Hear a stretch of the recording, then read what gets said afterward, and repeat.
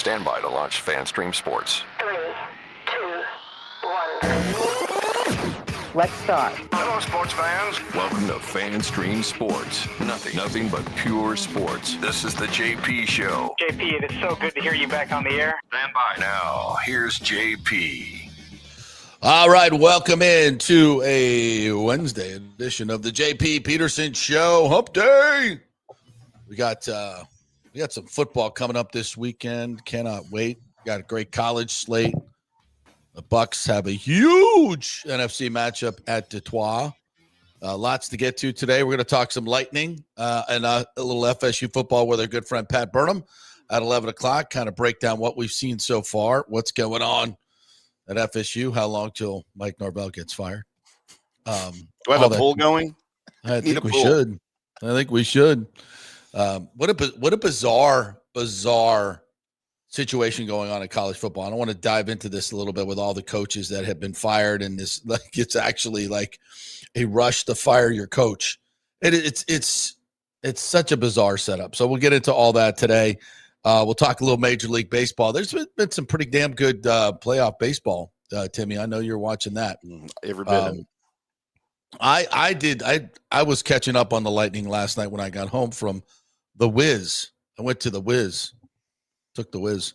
You know me. I love my Broadway plays, and the Straz is a fabulous place to watch it. And if you know anything about the Wiz, this was a very it was a huge deal on Broadway when it first came out many years ago. You were talking about Michael Jackson, Diana Ross. I mean, it was groundbreaking in many ways. The music, the dancing, everything. It was incredible. And, a lot of big hits came out of that show. So a little nostalgia to see it last night. And the cast that's here in Tampa is absolutely unbelievable. The voices are just insanely good. The choreography is fantastic. If you love that stuff, I highly recommend it. And they have a new experience there too at the Straz, a little premium experience. You can go beforehand. They have a nice little area with beautiful couches, some a charcuterie board that we got to sample a little bit, a couple cocktails. Oh wow! They have an outdoor area overlooks the area, the river, a brand new outdoor area and downtown view. So yeah, you guys really all dressed up. We did. The lovely you do the Ashley tux thing. The lovely Ashley bought a beautiful dress, an emerald dress for the occasion, and she looked ravishing, appropriate, beautiful. We'll have to put a picture up there. Yeah, and she got me a matching green shirt. Oh wow! Which of course I wore with pride, because of course, if you're a lovely wife, and she got, I'm like, oh, I don't know if I'm gonna like this shirt because I'm big on fabric. And it was kind of like a silky, satiny fabric, but it was, not really silky, satiny. Yeah. And I'm like, oh, this might. And I put it on. I was like, oh, this feels good. Oh, it looks good. Got to layer up underneath them like that when they're like that.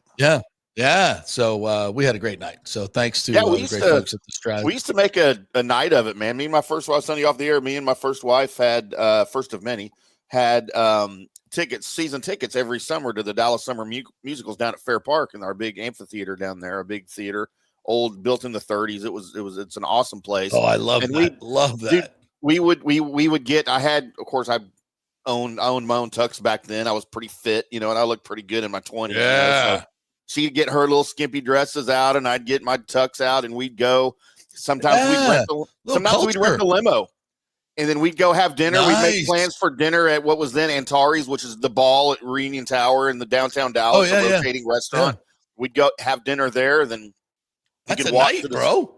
Yeah, we would do that like once a month, like at least during the summer. It was great. That's great. That's living, bro. One of the reasons I love Broadway musicals is just I'm inspired by anybody's talent. Y'all can, I know a lot of you hard guys. Oh my God, I would never be caught dead doing that. I'm inspired by talented people, no matter what they're doing.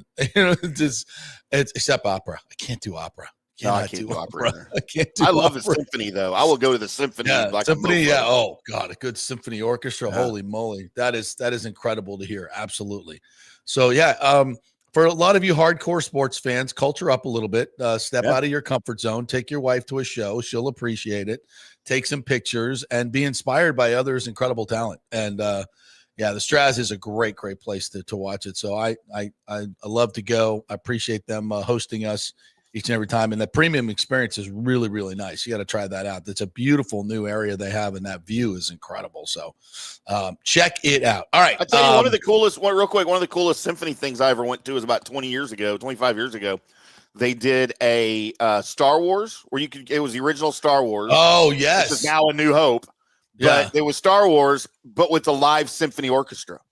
So you're watching the movie on the screen, and it's got all the dialogue and everything, but the music is removed. And all of the music for the movie is live in front of you from the symphony orchestra. It's so cool.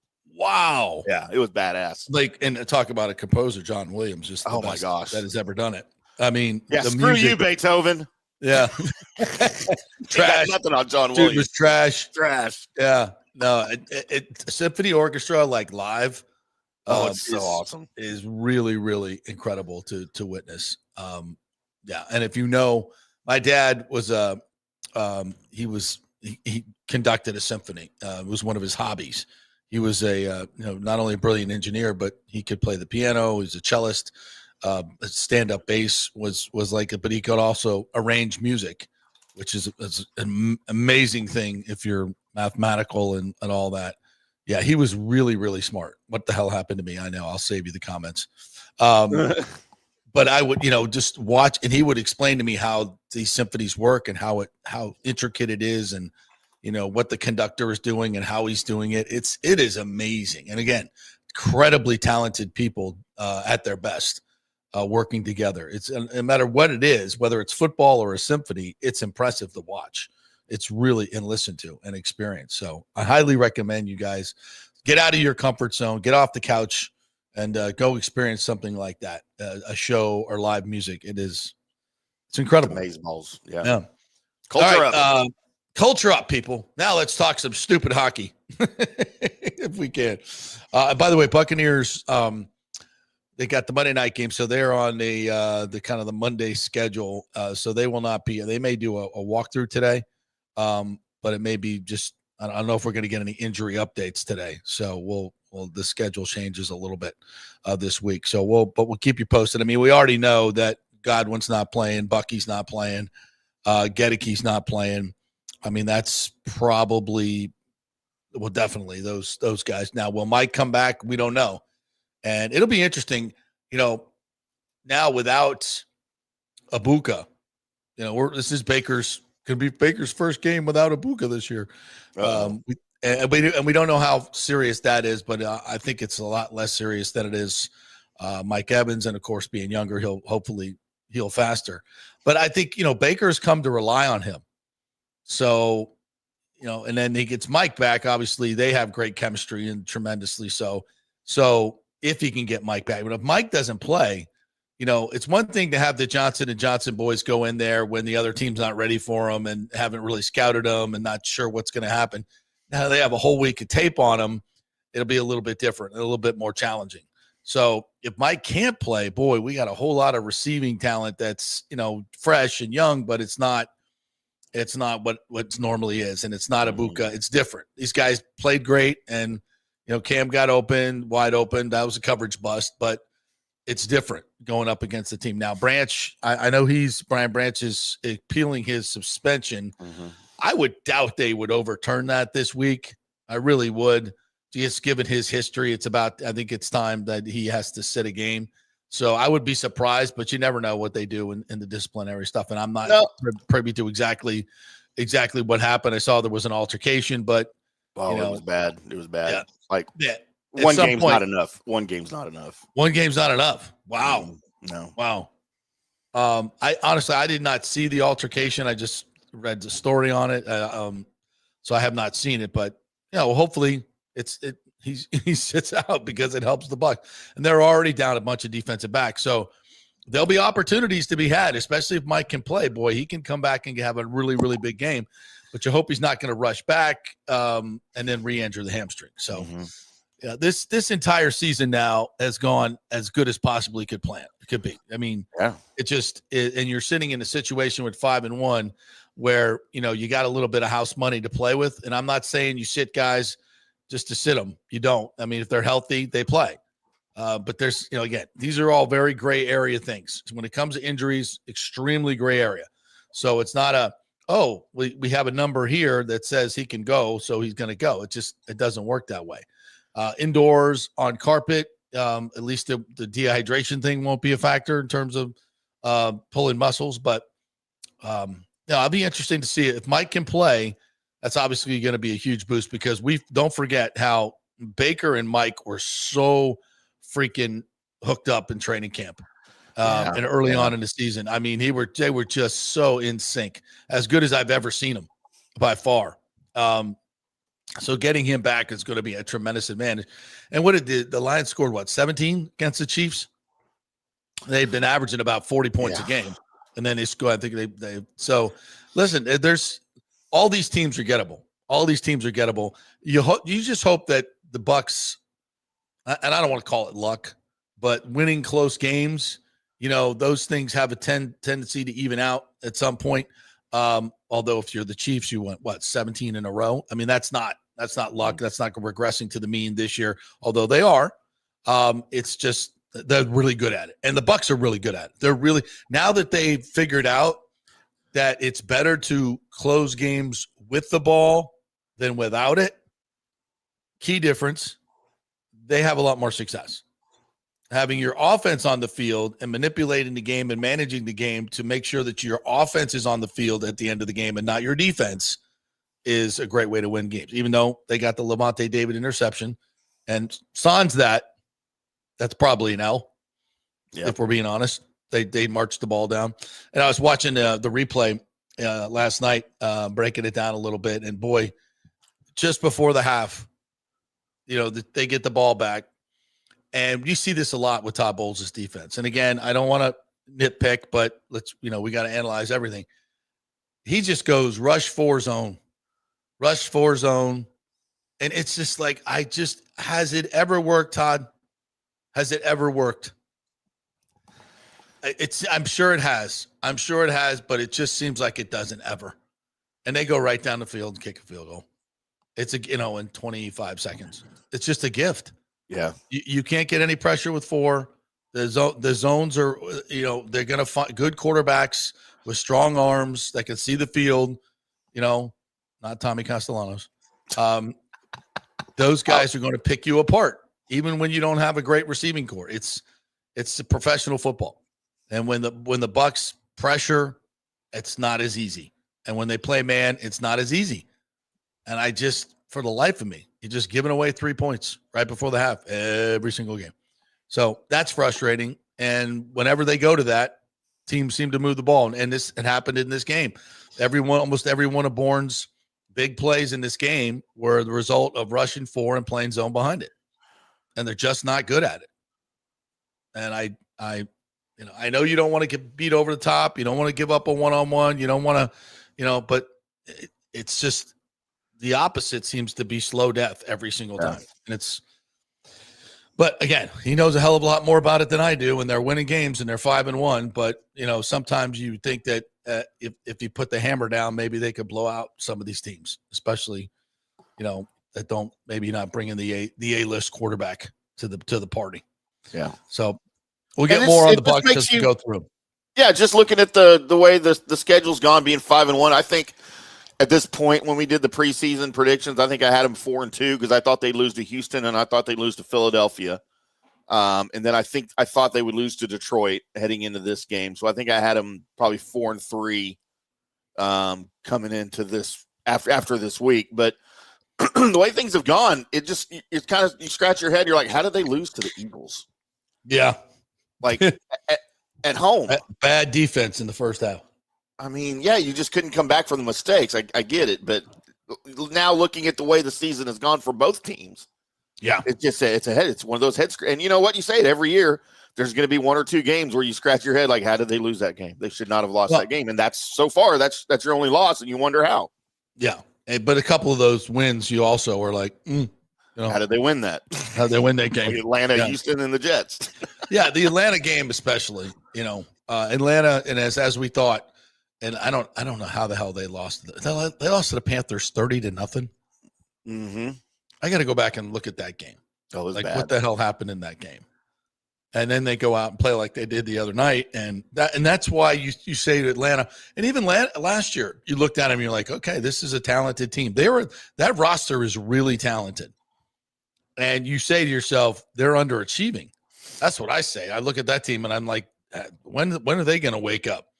But there's something that's not right on that team. Mm-hmm. You don't get blown out like that, to a middling team like the Panthers. Something, I don't know what it is.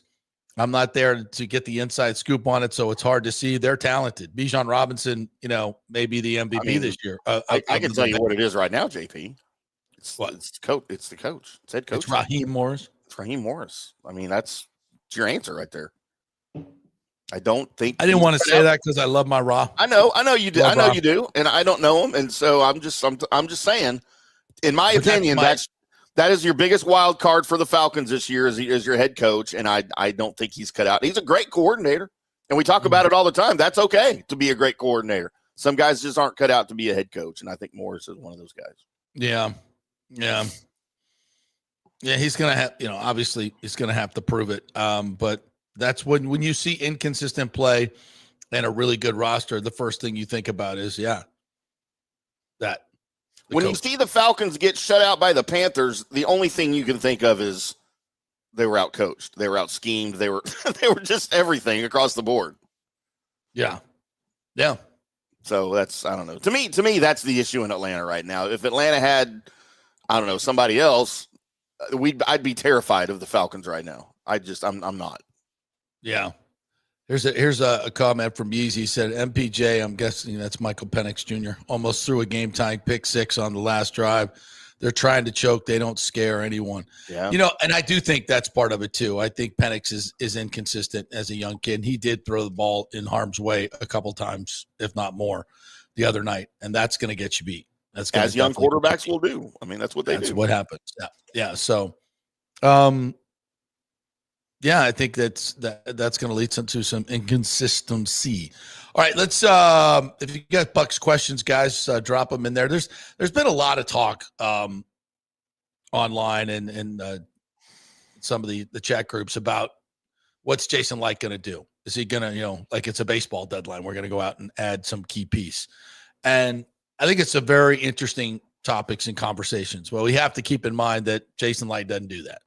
He does not give up his draft picks. But these are unique situations. In the middle of the season, by the way. He'll trade, but not very rarely in the middle of the season. So, what could help this team right now? What can help this team? Well, right now we're down, believe it or not, as deep as we were at the beginning of the season at wide receiver, we're hurting. I'm not saying give up any extensive draft capital to go out and get a wide receiver because it's going to be a rental when all these guys come back anyway. Yeah. Is there room for a top-notch edge rusher? Sure there is. As much as I like what I'm seeing out of Yaya and here and there's no dominant edge pass rusher on this team. And it's absolutely not debatable that would add a dimension to this team that we just are not getting. Now, you can look at some of the metrics and Josh Capo, by the way, had a really, really good stat last week on our chat that we had, where I think he said there were 2,500 dropbacks in play action, I want to say, or no, quick game. 25, and he said, how many sacks you think are on that? And I said, I don't know, 100, 2,500, maybe. He said 7. There was 7. Yeah, it's 7 sacks. And it's like so many teams are going quick game that if you're looking for numbers of sacks, your opportunities to get sacks or, 7-step drops, 2-step drops and shotgun, where they're trying to get the ball down the field. The quick game, you're just not going to get sacks. It's very rare because the quarterbacks are taught to and they go quick game because they have cushion. They're not going to go, very rarely going to go quick game when there's, press man coverage.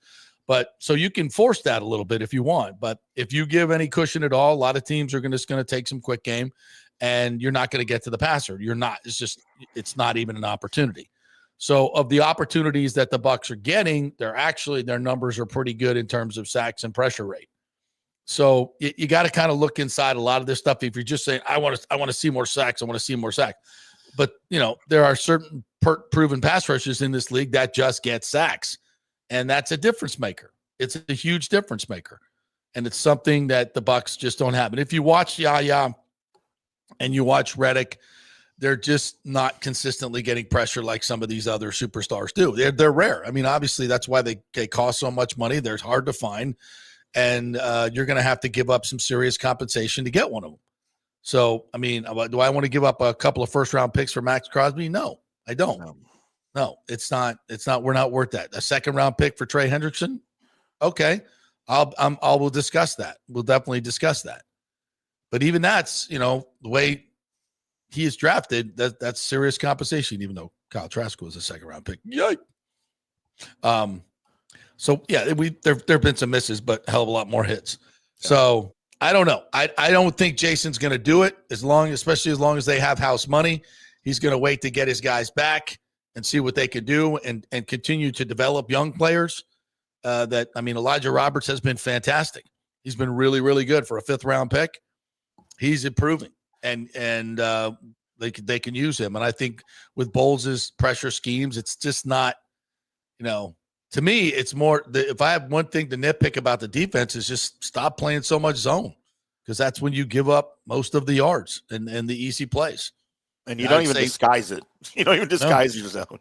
No, I would just say just keep sending Levante David. I know you want to well-time your blitzes, and some quarterbacks, Jalen Hurts did a really good job of beating the blitz early on, and they had to get out of it. So, and then the second half, they were great. So it's a mix and match. It's not one size is not going to fit all, but the bottom line is you're 5-1, and your the defensive numbers are middling. They're pretty much around average. But your offense is one of the best in the league, so that's going to get you a lot of wins. Bucs are in a good spot. They're in a really good spot. I'm not looking to some dramatic move that you need to make to save this season. You got great chemistry. You got anybody you bring in can mess that up. You don't want to do that. You don't want to mess up your culture. So I would doubt it. And right now, I would just say this team is good enough to beat just about anybody in the league. On any given day, any given Sunday, Monday, Thursday, they could beat anybody. So, I mean, do you really want to mess with that and mortgage your future? Not me. No, and Light's not the kind of GM that makes a move just for the sake of making a move. Mm-hmm. And look, Mike Stover brought up this name, Trey Hendrickson. I will tell you right now, if I was going to go out and get somebody, it would probably be Trey Hendrickson, but I'm a little scared of him now. He's having issues with his back. He hurt his back again this week. And he's had a little nagging back injury since the offseason. That's bad. That concerns me just a little bit, especially for a guy that you need. Short-term investment, I'm okay with it. Well, but that's my problem is if you need him just for now and you need him to win this year, and if he's having back issues, he might not be able to contribute as much as you think he can this year if he's having back issues. So that kind of scares me away from the Trey Hendrickson thing. Yeah, and that's a lot to give up for a rental too. Yeah. No, I'm not. Joel Forsland in this morning. Good morning to you. Said it's hard for a pass rusher to get any kind of consistency going when they're dropping back into coverage in Bowles defense so often. No point in trading for outside linebacker edge rusher to have them drop back. Yeah, I mean, that's a lot of frustration with that scheme. Yeah, I get it. But it's like the other day that it led to a strip sack for Jamel Dean when they dropped out of it. So I can point to a lot of plays that they made, especially in the last game when they were dropping defensive linemen and simulated pressures. Yeah, it works.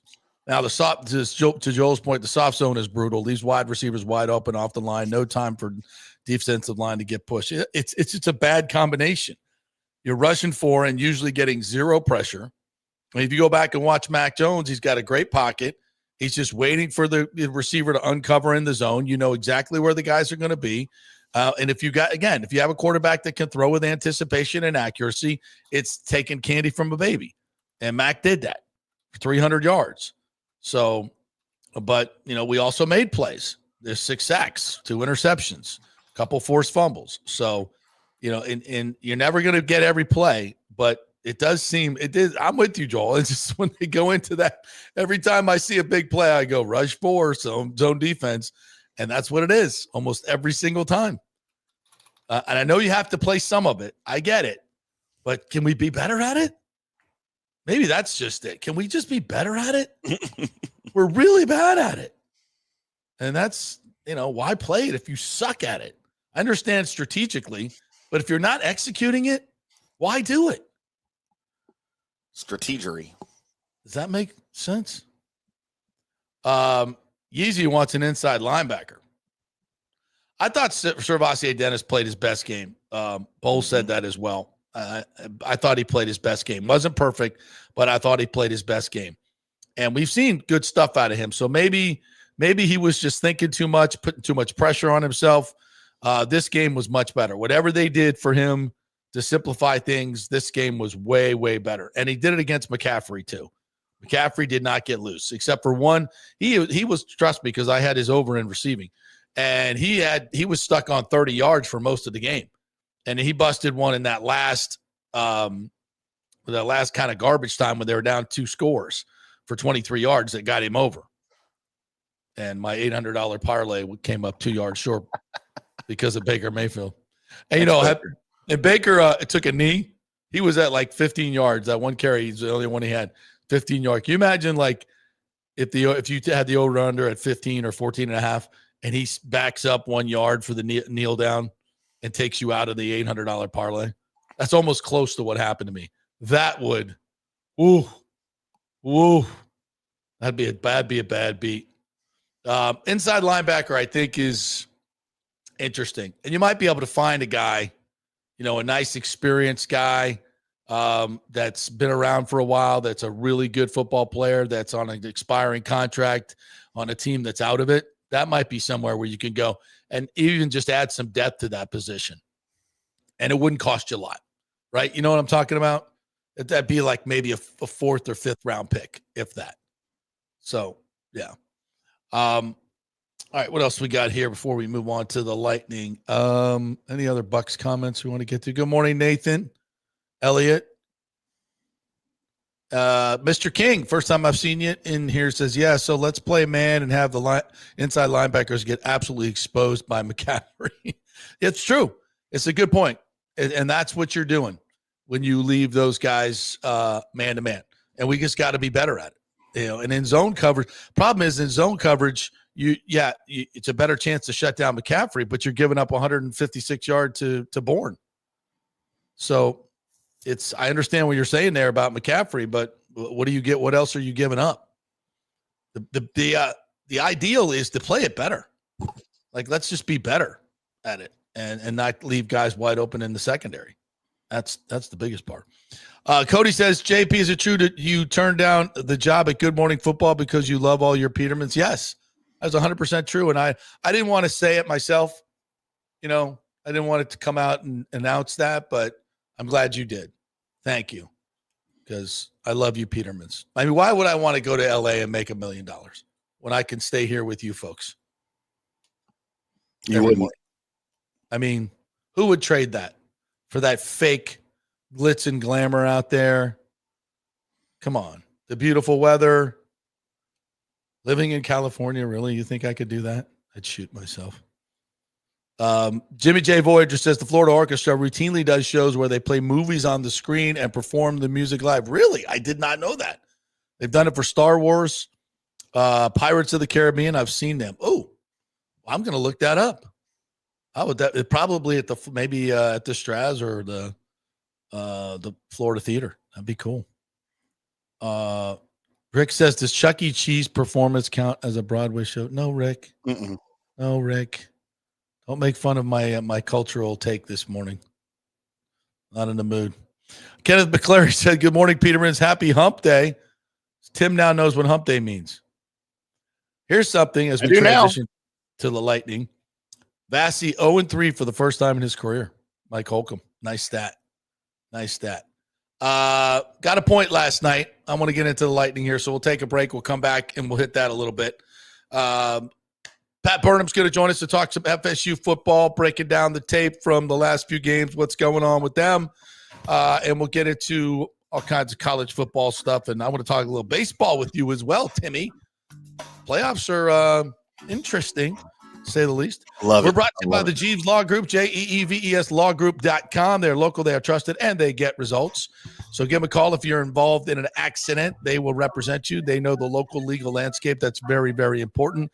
So don't go with some bigger outside firm. It's the Jeeves Law Group, locally here, offices St. Pete and Tampa, non-attorney spokesman. And Genesis of Tampa. Oh, I'm so close to getting over there. It's about time. I got to go trade out my car. I cannot wait to test drive the Genesis Coupe, the SUV. Oh, man, beautiful, beautiful cars. Great value, great technology, and a great local dealership run by the Murphy Auto Group here. Mike Murphy, one of your new Rays owners, by the way, who also owns Kingmakers Tampa, where we're at right now. So check it out, Genesis of Tampa, and they're on just off 275 and Bears there on Nebraska. Back at 3. Experience the art of driving at Genesis of Tampa, where luxury meets innovation and every detail is crafted for you.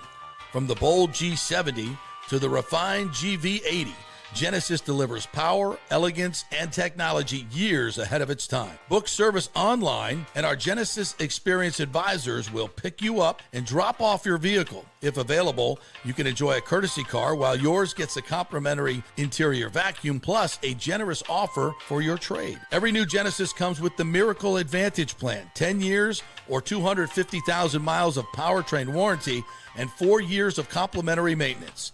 Visit us at 801 East Bears Avenue or online at genesisoftampa.com. Genesis of Tampa, luxury redefined. Italiano Insurance would like to congratulate the Bucks on their 50th anniversary season. And you know what? We've been here for every season and then some, over 60 years in business. We've seen some smart coaches with great game plans, but if you don't have flood insurance or business insurance, that's a terrible game plan. That could ruin you financially. You don't want to take that L. So call 813-877-7799 and let their friendly agents quarterback your insurance and save you big money. Italiano also sponsors our FSU report every week, so go Noles. 813-877-7799 or go to italianoinsurance.com. JP here for Riveters, our new official sports bar and grill of the JP Peterson Show. And just like our show, no BS, no corporate chain feel, just amazing, authentic folks serving great comfort food in a casual atmosphere at unheard of prices. Riveters is located just south of Raymond James and Steinbrenner Field on Dale Mabry, walking distance to the park. So free parking, great place for pregame and postgame. Let's talk about fresh food. Nothing is frozen. Burgers, wings, prime rib, roasted fresh daily, never frozen. That makes a huge difference. The mahi, the salmon, also super fresh. All our sauces are original recipes made in-house.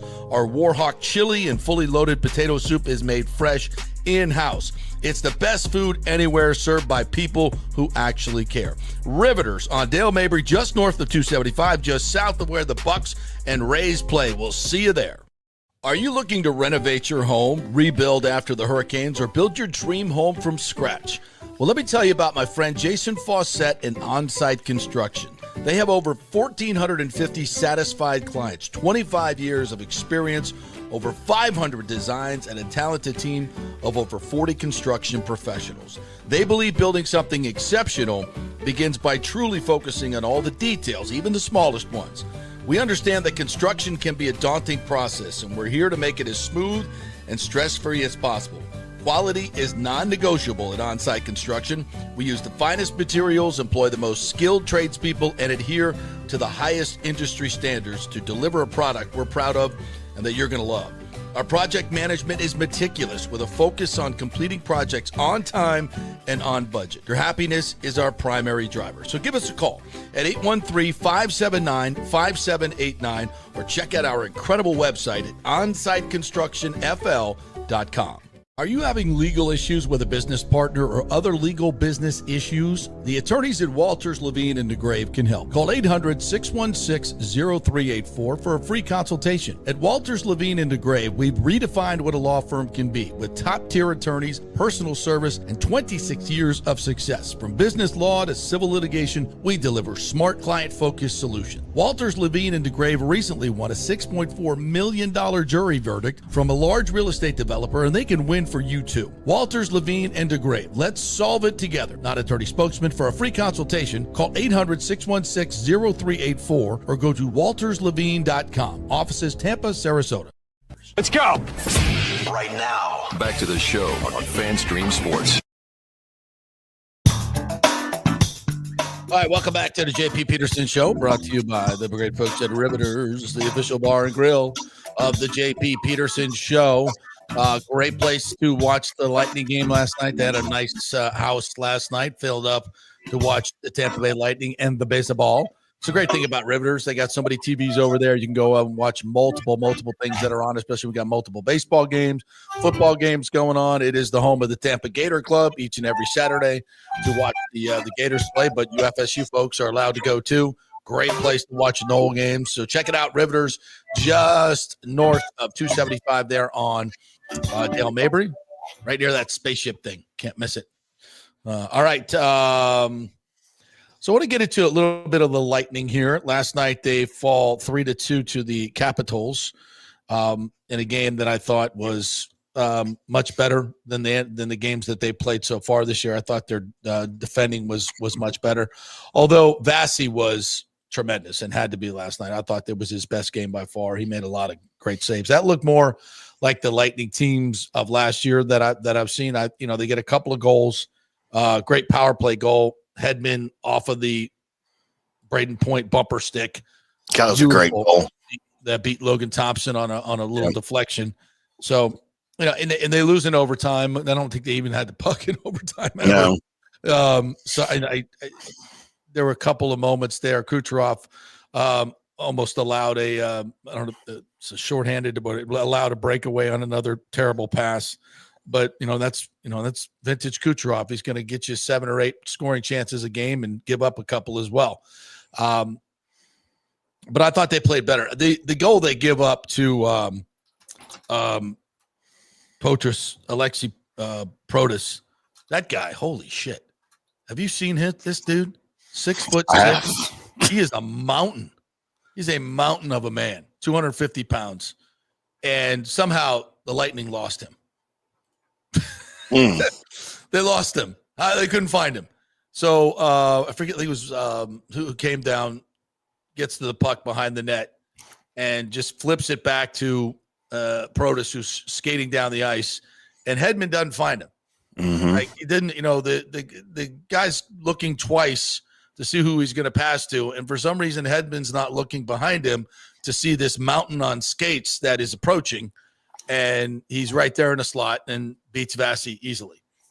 And that's the type of stuff I never seen from Victor Hedman. I mean, completely unaware. That's exactly where you have to be looking for somebody. It's, dare I say, lazy and not good. And they give up a goal in what turns out to be an overtime loss. So they're not where they need to be. It almost feels like preseason for this team. They're still trying to find themselves. Because they didn't, the regulars didn't play a lot in the preseason. Kind of feels a little bit like the NFL. But yeah, that's just not good. So they get 3 points out of 2 road games back to back. You'll take that every single time.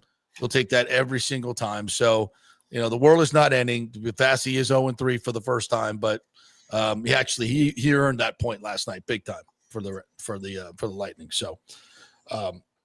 We'll continue to monitor. They have a couple of days off and then another back-to-back starting on Friday. They're back home too. It's a weird 4-game road trip where they go out 2 games, come home, and then go back out. But I think obviously that's the best way to play that. All right, wanted to get to I kind of called this a culture check for USF. Interesting week for USF. Okay, they're up to 19th in the poll. They obviously have 2 top 25 wins. The big win over the Gators. They But, they got beat by Miami, but then again, who's not beat? Miami's beating everybody. Miami may be the best team in the country. And certainly USF held their own for a bit in that game as well. So how good is USF? I think they're pretty damn good. And Byron Brown is having a hell of a season and probably should start getting some Heisman talk, because he's going to play against a lot of teams where he can run up big numbers. And that's the thing. He's going to have some enormous numbers by the time this season is over. And if there's no other runaway candidate, and I don't see one now, I mean, people are talking about Mateer, he's injured. He's not going to have the numbers that Byron Brown has in terms of touchdowns accounted for, et cetera, et cetera. So we'll see. But the bottom line is USF is playing some really, really good football. I think they went for 6 turnovers last week and beating your North Texas Mean Green. Mm-hmm. It's a beatdown, Timmy. We haven't really discussed this at length. It was a great first half. What was the atmosphere like? First ever sellout. Yeah, I still question the validity of their sellout, but no, it was fun. It's what every North Texas game should be like. It's Denton is that's really all you have in Denton is the university. It's a college town, right? Yeah. But they've never been, athletically a major college, obviously. But it's very much a college vibe. It's fun. It's a party atmosphere, and that's probably the first game I've ever been to that I've felt that. Yeah. In a long, long time. Now there were games in the 80s and stuff I used to go to at the old stadium that were great, that were like that. But it was, and you know what? The crowd was way more into the game than I thought they would be. Wow. Way more into the game than I thought they'd be until the second half. And, because I think it was the cool thing to do was to go to the game. Not all of these were football fans. These were students, they were obviously out of school, allowed to party all day long. Yeah. And they went to the game because everyone else was going to the game. It was that kind of thing, So when your team, allows that touchdown there at the end of the first half to tie the game 21-21 and then forgets to come out of the locker room for the second half, the game, by the start of the fourth quarter, the stadium was pretty much empty. I mean, and I didn't think it would last that long, but it just got out of hand very, very quickly. Kudos to USF, because that's just the team that they are, right? They're a better team than North Texas. There's no question. They had more grit. That was easy money. And they were, and not that they played a perfect game, but they were able to overcome their mistakes, especially the early ones, very early on. Way easier than North Texas could overcome theirs. And that was just, but it was still a fun game for me to watch, man, because obviously following USF on this show, I'm kind of cheering for them too. But it was a fun game to be at, man, regardless of the outcome from whatever side. 100 points scored, crazy. Yeah, it was a lot of fun though. Yeah. Well, they're having a lot of fun at USF, and they have a homecoming game this Saturday, 7:30. FAU is coming in. Conference game, a little bit of a rivalry they've built up with the back and forth with the coaches. So you got a little bit of that going on. And there's a push this week to get people out to the homecoming game. And we should at least fill up the lower bowl. You've got the 19th ranked team in the nation. It's a conference game, Saturday night. Weather's going to be great. Tickets are cheap. Homecoming means you alumni, the 250,000 of you, if we can get just 1 out of 5 to show up, we can pack the stadium, including the upper decks, and have a party. Like, that sounds fun, right? Let's have a party. Let's have a Saturday night party at Raymond James Stadium, college football. Bucks aren't playing until Monday. I don't know what your local team is doing, but this is an opportunity. Rob Higgins, the best promoter in the game, marketer in the game, he's going to let's fill the stadium. If you guys, you've told me, well, we don't play anybody. The game matchups are, it doesn't matter. You're 19th in the nation. You have a great shot to go to the freaking playoff. You have a better chance to go to the playoff than Florida State or Florida or UCF. It doesn't get any bigger and better than this for USF in terms of what you're trying to build. Yeah, the West Virginia game back in the day, bigger. I get it. But this is as big if you look at the moment, okay? First of all, and I hate to talk about this, but it's absolutely everybody's asking about it. Everybody's talking about it. With all the coaching vacancies that are up, it's just inevitable. And I know it's disrespectful. And I get all that. And I said I wouldn't talk about it, but it's the elephant in the room. It's the elephant in the room. So, and it goes to my point. If you want to keep your coach, show the fuck up. I'm tired of the excuses. I'm tired of all the, blah, blah, blah, blah, blah. Show up. Show up and support a team that is entertaining. It's your hometown team. You went to school there. You're an alumni. Tickets are cheap. Great stadium, NFL stadium, unbelievable experience. Going to be a lot of points scored. If not now, when? If not now, when are we going to pack this place? And I'm not even talking about 60,000. Can we just fill the lower bowl? Can we get 35,000 to fill? You're going to build a 35,000 on campus stadium because you think you can fill that. Well, let's fill the lower bowl. It's FAU. Who wants to see? I don't care. It's USF. It's your team. It's your team. Show the F up. If you want to talk about we're, AAU, we should be in the Big Ten, we should be in the ACC, then fill the freaking lower bowl for homecoming. If you can't do that, nobody's going to take you seriously. If you can't have fan support, nobody's going to take you seriously.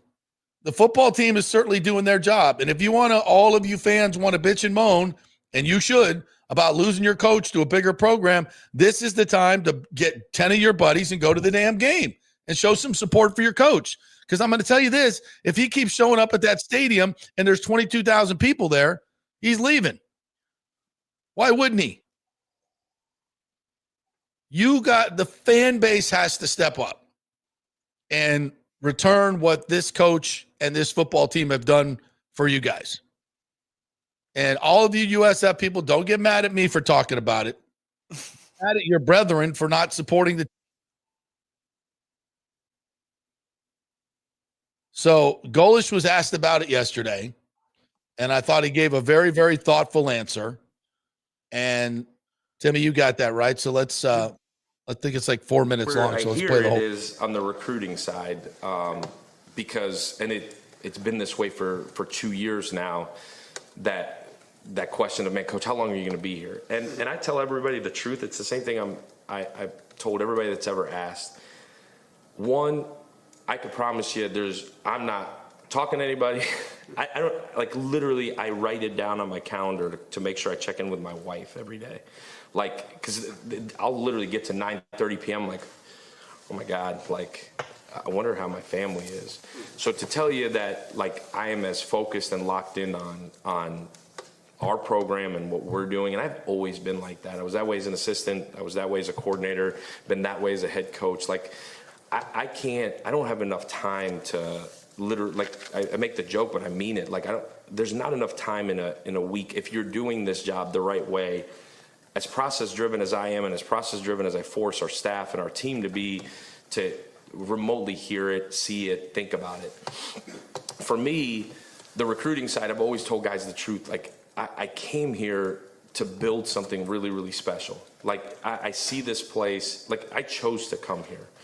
I see this place as a really, really cool spot where you can build it the way you want to build it. They've invested greatly. They promised they would when we took the job, and they've upheld every promise that they ever made to us. I've never in my career, outside of coming here, chased a job, ever. And I don't intend to. I didn't have nothing growing up. I got more than I've ever needed. We're super, super happy here. My family's incredibly happy. To me, that's more important than any conference affiliation. Like, I've just never thought of it like in a sense of I got to go chase a job. Just never have. I don't know. Maybe I'm different. Maybe I'm messed up. Maybe I should. And clearly, this profession is getting crazier by the minute. I think when you have a really good job and you work with really good people and you've got it how you want it and you feel like you're getting better and you feel like there's a ceiling that you're nowhere near, like, I'm just not ready to say, man, well, what else is out there? And that's just me. And some people, I'm sure, will call BS on it, and that's fine. I hopefully, as you look at my career, which however long it's been, just look at what I've done in terms of I've never, ever, ever chased a job. And I'm not intending to. So the recruiting piece is where it's come up more than anywhere else. I've not addressed anything with the team because for me, there's nothing to address. Like, I think it's going to create a distraction if I say something, but I don't even know what to say because there's nothing to say. I guess if I was interviewing for jobs, maybe there'd be something to say, but I'm not. And I could honestly stand up here and tell you I'm so locked in, as the kids would say, 10 toes down right here. And we ask our kids, where are you? They'll tell you right here, right now. I'm telling you, I'm right here, right now. And we've got so much we're playing for. And I'm so excited. Like, I wake up every morning, I'm so excited to be the head football coach here. I'm so excited to represent this university. I'm excited to build something. I don't know. Look, it's mid-October and it's 80 degrees outside. Like, I guess unless you've lived some of the places I've lived, like, you probably don't appreciate it like I do. I'm really happy. I really am. So I guess I don't know if that's the answer you're looking for, but it's the truth. And I don't know. I will say this. I'll leave it at this. If people are talking and saying that, it's a huge credit to our players. It's a huge credit to our staff, because the alternative, as you see when you turn on every Monday morning, it seems like this year, is the alternative is that you're not employed. And so if it's people talking about you having a job or other jobs, or the alternative is that you're not employed, I'll take that one. But it's a credit to our players. It's a credit to our staff. It's a credit to this university that they've been able to put a product on the field that people are attracted to, people want to know what's going on here. And I'll take it in the form of people showing up Saturday night and bingo, and cheering on for these guys that have earned the right to get that. But it's certainly a credit to this entire organization buying into something and continuing to build, and I'm excited to lead it. Well, that was almost 5 minutes there of that answer. And I think a pretty damn good one too. I don't think you could get better. I don't think you can get any better. Now, does that mean, again, and I have to preface this by saying I did not want to talk about this. It's disrespectful to USF fans that when you're having great success, that this becomes the storyline. But unfortunately, it's the elephant in the room. It is what it is, and we can't ignore it. So I think to Alex's credit, this is how you handle it. You step up and say exactly what's in your heart, what you've done, what you're doing.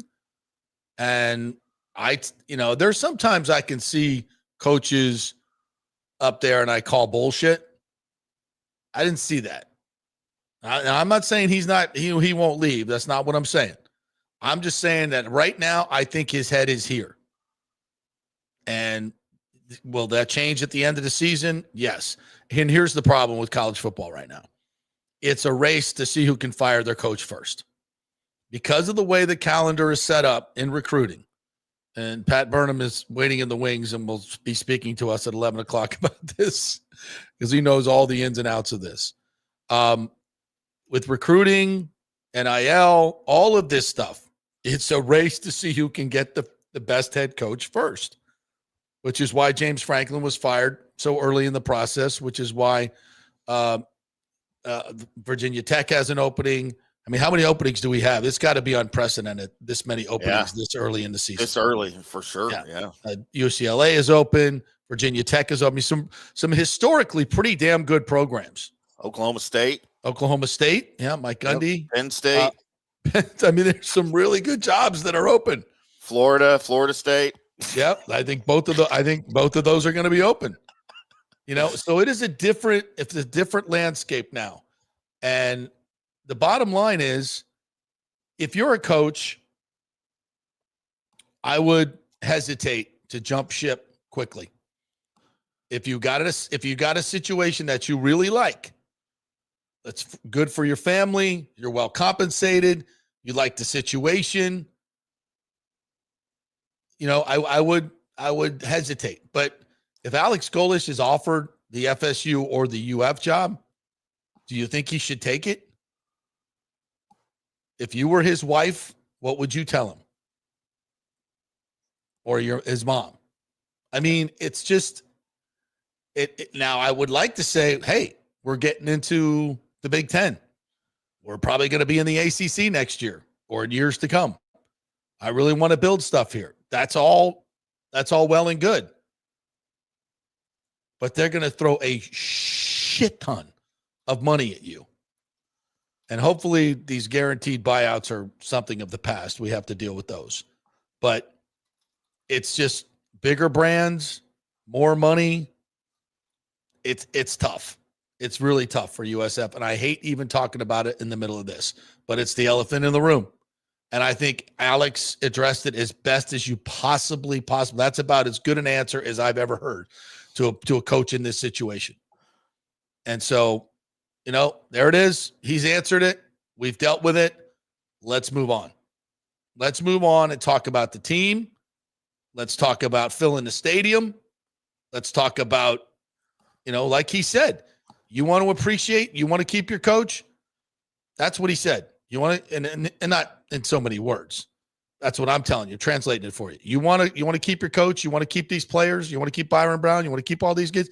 Show the F up. You got to. And if you don't, they're gone. You can't have a half-empty stadium or three-quarters empty stadium and expect to compete with the big boys. You can't do it. So go grab your fraternity brother from 1987. You and Bloto and whoever, get your ass over there and be there Saturday night for your team and your coach, because that's the best thing you can do as a fan base to get this, to keep your coach and to keep this rolling and to do something special at USF. This could be a playoff season for him. They have the team that's good enough to do it. There's no question about it. They have the talent. They finally have some defense. Haven't had a whole lot of injuries, which is really, really important. Now they're going to have to go on the road at Memphis and at Navy. There'll be some tough games, but doable, extremely doable. They'll never have an opportunity to get into the playoff. Well, I want to say never, but this is as good as it gets. This is as good as it gets. It's all set up for you. You've done the hard work. You got the big win on the road at an SEC team. That gives you a lot of gravitas when it comes to that final decision by the committee of which group of five is going in. That's going to be huge. 2 top 25 wins. Nobody else has that. And nobody else is going to have it in the group of five. I can tell you that right now. Nobody else. So you've done that hard work. Now take care of your business and beat the teams that you certainly can beat and should beat. And you're in. Holy shit. USF and the college football playoff. How about that? Can you imagine? Yeah, it's real. It's real. It's 100% real. Because they went out and did what they were supposed to do. They went to undefeated North Texas when they were underdogs and kicked the shit out of them. They did exactly what FSU was supposed to do to Pitt, but did not. And, say what you want about USF, but Florida, that's a game that they got to win on their home field with the talent that they have. So everybody else is taking missteps. You're not. You've done what you're supposed to do. Just kidding, but you got a long way to go. You got a long way to go. Memphis ain't going to be easy. Navy's not going to be. There's a bunch of pitfalls, and USF has proven, at least over the last 2 years, to lose games that they should win. Now, this is definitely a different team, a completely different team, especially on the defensive side. So that should not happen, but it's football. All right, let's take a quick break. We'll come back on the other side. Pat Burnham's going to join us, longtime assistant college football coach, player.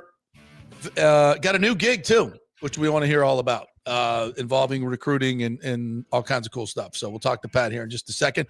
Want to remind you folks about the great folks at the Gold and Diamond Source, 40% off their mounting in October. So if you're looking to pop the question, that's a big, big savings in mounting that ring. So take advantage of that. And, of course, always, if you're going to buy a diamond, you want to be at the place that you're going to get what you pay for. There's a lot of places out there that'll tell you your diamond is this, that, and the other. It might not be. Go to a place that you can trust, and that's the Gold and Diamond Source. I've been doing this for over 40 years. Great folks, Julie and Steve Weintraub. You can trust them. And you can also trust the staff to not try to upsell you or any of that. Tell them what your budget is. They'll stick to it and find you something great. It's the Gold and Diamond Source, 3800 Ulmerton Road, and online at goldendiamond.com. Back in 3. The holidays are coming up, and the Golden Diamond Source wants to be your family jeweler. Discover the ultimate jewelry superstore with the largest selection of diamonds, engagement rings, and fine jewelry all under one roof. Don't wait any longer to find that one-of-a-kind perfect engagement ring for that special someone in your life. And as your relationship grows, so can your diamond with the Golden Diamond Source. Trade up at any time. You get 100% of its value when you come back to trade up. And why don't you get a head start on your holiday shopping? With the Golden Diamond Source's unbeatable low pricing and financing options, you can get 5 years, 0%, and make this holiday season truly memorable. The Golden Diamond Source takes pride in offering only natural diamonds formed over billions of years by the Earth's incredible forces. If it's real love, get a real diamond. Shop online anytime at goldendiamond.com or stop by their showroom and tell them JP sent you at 3800 Ulmerton Road, always online at goldendiamond.com. Welcome to Kingmakers, home of the JP Peterson Show studio and Tampa's premier business networking and social club for members only. By day, it's an exclusive, vibrant co-working space with a stylish conference room, focus rooms, a full production studio, and an in-house marketing team. And by night, Kingmakers transforms into a sports-centric social hub with a full sports bar, golf simulator, and exclusive events. For young entrepreneurs and seasoned professionals, it's the perfect place to work hard, play hard, and make big moves in Midtown Tampa. Close the deal, celebrate the win. Only at Kingmakers. Become a member today at kingmakerstampa.com. Your business, your club. JP here for the Jeeves Law Group and my man Scott Jeeves, who lives right here and has long been a highly respected member of our community. He's a proud sponsor of the Tampa Riverwalk. Jeeves Law Group is also a proud sponsor of our Grand Central District in St. Pete and has neighborhood events throughout the year. He has an office on Central Avenue in St. Pete and one on South Howard in Tampa. You can't get more local than that. So when you need an attorney, you're going to hire some huge firm that advertises all over the state or the one that supports your favorite sports show. It's the Jeeves Law Group. We're local, we're trusted, and we get results. For personal injury and personal attention, call us for a free case evaluation. That's 8889-JEEVES. That's 8889-JEEVES. With this record heat in Tampa Bay, you better have your AC unit running at peak efficiency. Third Generation Plumbing installs the best American standard AC units. Our split systems offer the highest efficiency available while reducing energy bills and maximizing comfort. That's why Third Generation Plumbing trusts American standard air conditioning, built to last, made to perform. Whether it's a new install or an emergency repair, our family-owned team brings 3 generations of trusted service to your home, now with the unmatched reliability of American Standard. Plumbing or cooling, we've got Tampa covered. Call Third Generation Plumbing today, 813-961-8024, or go to thirdgenerationplumbing.com. And we also do AC.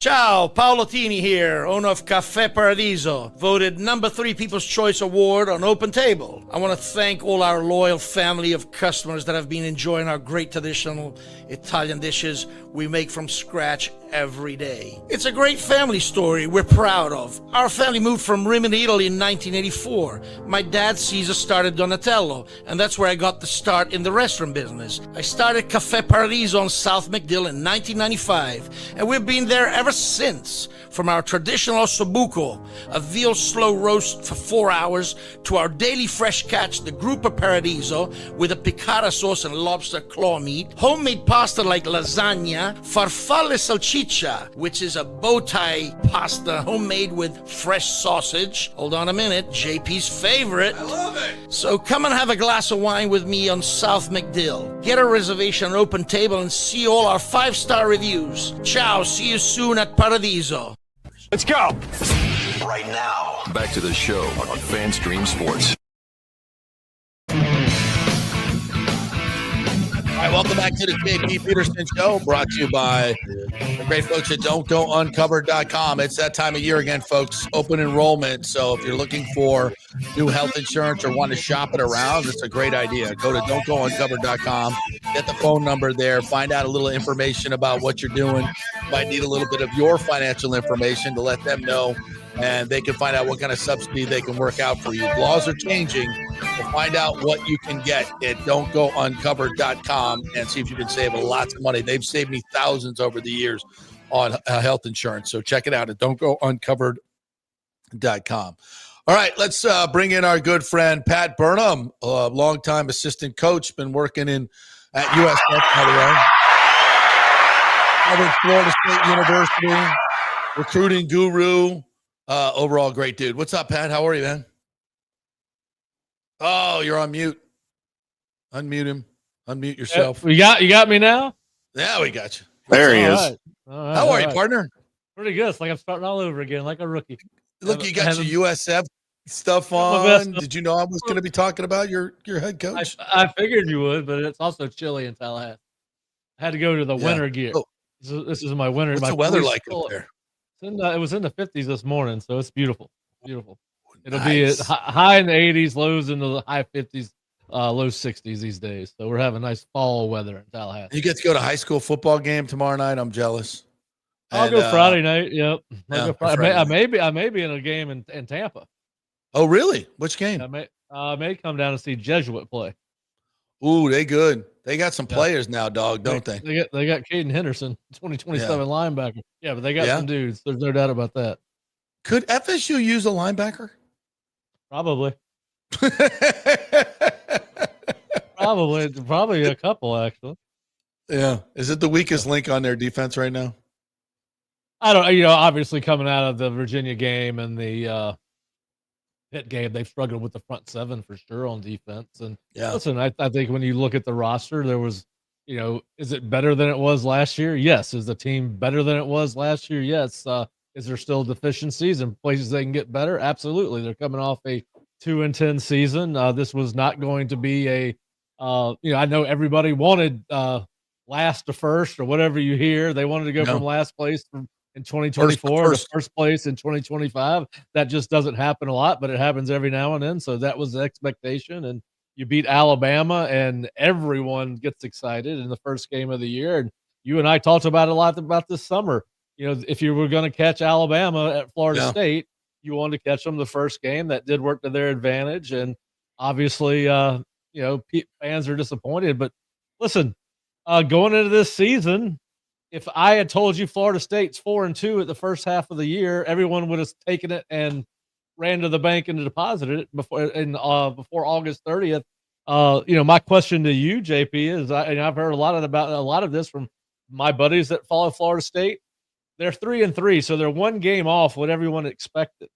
Why is the Pitt game been this watershed moment for the fan base about Mike Norvell and this program? Because listen, that's a good question. If you look at where this should be going, and listen, they got to play the games. There's no doubt about that. But you would think that Florida State would be 5-3 after playing Stanford and Wake heading to Clemson. So you've still got Virginia Tech, NC State, and Florida to go. Now, anything could happen. We see it all the time, but there's a better chance than not that Florida State ends up at 7 wins, or probably worst case scenario is 6, and you go to a bowl game. There's the improvement everybody wanted, but I don't understand. Florida State standards. Well, you got to build back up to those standards. You're coming off historically the worst season in Florida State history, at least since 1970 something. I understand the portal gives everybody hope, and if they hit home runs on every kid, maybe we're talking about a 9-win team. But again, we talked about this. 7-5, 8-4 is what we thought this team was, and they're still on track to get to one of those two numbers. I get that people are upset about the performance and losing a Pitt at home and a freshman quarterback, but the portal's helped everybody, not just Florida State, JP. Right. And It's got broad parity. There's more teams, maybe that even the playoffs, certainly the playoff chances of every team have expanded with the portal, but certainly the conferences seem to be more equal than they've ever been. Than I can remember, and so it works both ways. It's a great point, and I'll address it this way, just from my own thought process. So there is a standard, and I think that standard should. I don't think the standard should be, and to your point, it's reality, but I don't think the standard should be 2-10. and I'm not saying it is, but I think that should be an anomaly, that it was so bad that saying, okay, we were 2-10 last year, we're 6-6 this year, that's an improvement. That doesn't work at Florida State. Not with the resources, and you know this. You know this more than anybody. That's not okay. 6-6 is not okay at any point. At any point, not with the resources you have. I was in that West Club for the Miami game, and the money that they put into the stadium and the execution to be able to get it all done is insanely good. And I think Mike Alford's done a tremendous job in getting ahead of things in terms of money, because every other stadium is going to look like ours in the coming 10 years. They're going to do what we did, and we've done it first, gives more revenue to pay more players, et cetera, et cetera. So I think for the first time, the administration, the organization, for the first time in a long time, is doing all the right things. And they've got I'm not saying they're perfect, but they've given all these kids everything they freaking need, and these coaches. And this product is not good enough. And I think it really shines a light on Mike. And I've been one of his ardent supporters, as you know. But I think at some point I've also been, okay, you got to show me something. Got to show me something. He's not been able to recruit a quarterback. All the ones that he's recruited haven't gone on, even if they've left because of numbers or whatever, have done nothing, if I'm not mistaken. I can't remember one. The offensive line this year, the quarterback, the wide receivers, none of these players are high school recruits, correct? None of them. None of the really good players that have gone outside. And it's a nuanced conversation for sure. I understand what you're saying, but we also have to factor in Chroma this year. Nobody is a high school recruit. But the portal is real. I mean, and that's where unless you're Georgia, unless you're one of those top 4 programs year in and year out, you're probably going to dip into the portal more so than absolutely. But not one. Yeah. You can't recruit one quarterback, one outstanding wide receiver in effing Florida, in the state of Florida, in 6 years. In 6 years, you're still getting out recruited by Florida, who's been down. They're not even winning games, and you're still getting out recruited by Florida. Miami's killing you, and they got a community college atmosphere.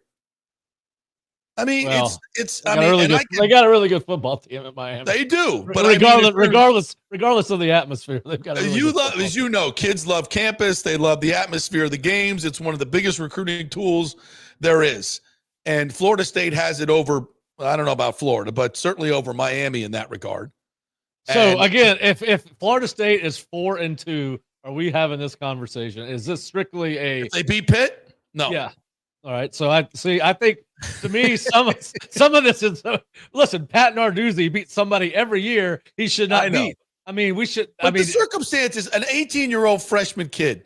I was saying this on the show yesterday. You could bet me up. You could back me up on this. All right. So listen, what would Mickey Andrews have done to that kid in the first 2 series? What would Mickey Andrews' defense have done to that kid in the first? This is nothing new. You had Jeff Sims from Georgia Tech come in and win as a true freshman 5 or 6 years ago. You had the Hank Bachmeyer kid from Boise State come in and do the same thing. I remember it well. It's not like this is brand new, but listen, I just think. But at some point, it's got to change. At some point, and if you're not, it's so like there comes a breaking point for everybody. And I understand what your point is a good one. Like just because you lost one game, now suddenly you got to get rid of Mike Norvell. I get that, but there's always a tipping point, right? There's a tipping point. And for me and a lot of the fans, this was it. And they had a lot of guys out on offense that, you could say that, Pittman was out. And we talked about that this summer, JP, that depth was going to be a crucial piece. And because most of it's young and most of it was undeveloped coming into this season, and people are going to have to step up. But we said across the board, you can go back and pull up the shows that we did this summer. No, you did. And I specifically said they are not very deep at any one position on this entire team. And if they have injuries, and what we saw, obviously Micaiah Danzy's blossoming in front of our eyes, but you do see a drop off when you lose a guy like Deuce Robinson when he goes out. I mean, obviously he's a really good player, and I'm not sure that you're going to find many better receivers in college football. He's got a chance to change the game in any one given play. He can extend the field. Obviously, he's got a great height advantage. But listen, we talked about that during the summer, and so listen, then the other part of this, I heard you guys talking about all the jobs that are open and are going to come open. Right now, you've got Power 4 programs that have jobs open: UCLA, Virginia Tech, Penn State, Stanford, Arkansas. So you got 5 P4 jobs open right now. Oh, I'm sorry, Oklahoma State would be in that group as well. So 5, 6. Listen, I think you got to let the season play out a little bit further. I think that if they game this out properly when they were making this decision last year, certainly you had to look at various scenarios, and one of them that had to be, what if we're 3-3? Now everybody's saying it's not only is it the record, but it's the optics of the record, which I guess are true in today's social media society. But listen, we're turning this into a blood sport where fans want blood if their teams don't win, and they want to sacrifice in the middle of the season. And to a large extent, and you mentioned it, the calendar does have something to do with this. Now, listen, the portal not opening in December, and now opening in January for 10 days does change that a little bit, JP, because you may say, hey, hey, we're going to go ahead and say, hey, if we're going to make a change. If you want to sign with Florida State, sign with Florida State or whoever, sign with Penn State. And then we just want to have our coach in place by the time the portal gets here, right? Or announce that you're going to be your new coaches and let him coach through the playoffs. I mean, I'm not talking about Florida State. I'm just talking about in a general sense. Right. So I think that's helped a little bit, where the portal's not opening the day after or the weekend after National Signing Day for high school players. And listen, maybe we just do this. Maybe we just push the old, let's get rid of the early National Signing Day and make them sign the first Wednesday in February. And that way college programs have a chance to make these changes like we're seeing across college football. But listen, we have turned this into a blood sport from a fan's perspective, where if our team is not going to do it, we are calling for jobs each and every week. And we will see a coach lose this week at a number of programs, and that's exactly what's going to happen. We're like you guys said, we're already 8 coaches fired before we've got to what is this week 7 or 8 of the college football season. So I think this is pretty unprecedented. I think it's where we're going to continue to see the sport go. But I do think that, I think the portal not opening in December does buy you a little bit more time if you're going to make a change. But listen, again, me and my brother were talking about this the other day. All right, so if you're going to let go of your head coach, I think that Penn State already knows who their dude is. I don't think Penn State makes that change and then goes ahead and has a nationwide. Now, they said they're having a nationwide search, but I think they probably know at least who their short list is. And listen, we know one of these 2 or 3 guys is going to take the job, and I don't think they did that willy-nilly without having somebody in mind. And I think that's it. And all right, so if you're going to fire your sitting head coach, are you just going to get a guy, or are you going to fire him because you're going to get the guy you want? So I think there's some of that here that people need to pay attention to. But and in order to do that, you got to fire your guy quickly and can move on to the next guy, which I think is why you're seeing some of these early firings. Yeah. Well, and why everybody says we're going to see more this weekend. I don't know that we will. If FSU loses to Stanford, dude. If FSU loses to Stanford. I don't think what are they? 130 offensively and defensively. They're ranked. They are the worst team maybe in one of the history of college football. You can't. We'll let them kick off and see what happens. But 10:30 at night. I hope I can make it through the first half. 10:30 Eastern time. Yeah, I don't really understand that. But anyway, so it's been an interesting year in college football. Wait, you don't understand the ACC fucking FSU on the schedule? Really? It's not something that's ever happened before. Listen, I don't understand. 2 Friday night road games and a 10:30 road game? I don't understand scheduling in general. I think there was didn't the 49ers and Bucks play at 12 noon this last week? No, they played at 4:25. They moved the game. Well, every week it seems like you've got a West Coast team in the NFL playing what results in a 9:30 game Yeah, from but them. FSU has traditionally, as you know, been screwed by the ACC schedule. But I don't understand why they do that in general. To me, that Florida State Stanford game should have kicked off at the latest 4:30 local, 7:30 Eastern time. I don't understand why they do it in college football or NFL football. You should not be an East Coast team kicking off a game at 10:30 at night, and you should not be a West Coast team kicking off a game at 9:30 a.m. in the morning. Although a lot of teams are practice teams in the morning these days, so the morning kickoffs don't bother the player as much as a late night kickoff. I would agree with that. Yeah. So I mean, we talked a little bit about FSU just structurally.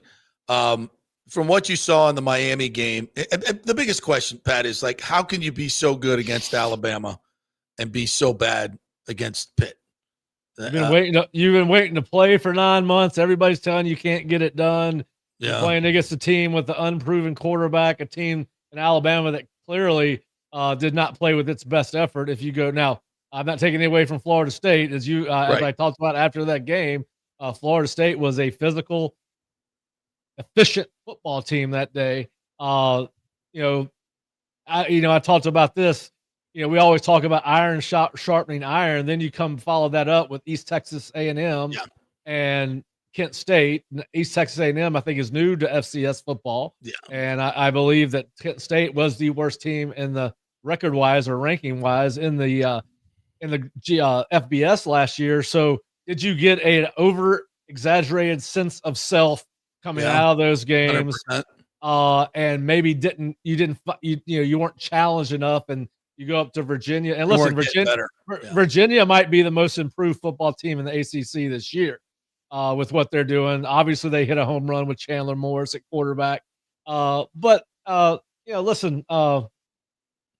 it was always going to be an interesting season. There was nothing guaranteed. It's kind of like, everybody talked like no one had ever seen Gus Malzahn's offense before, and nobody had ever seen this 3-3-5 defense.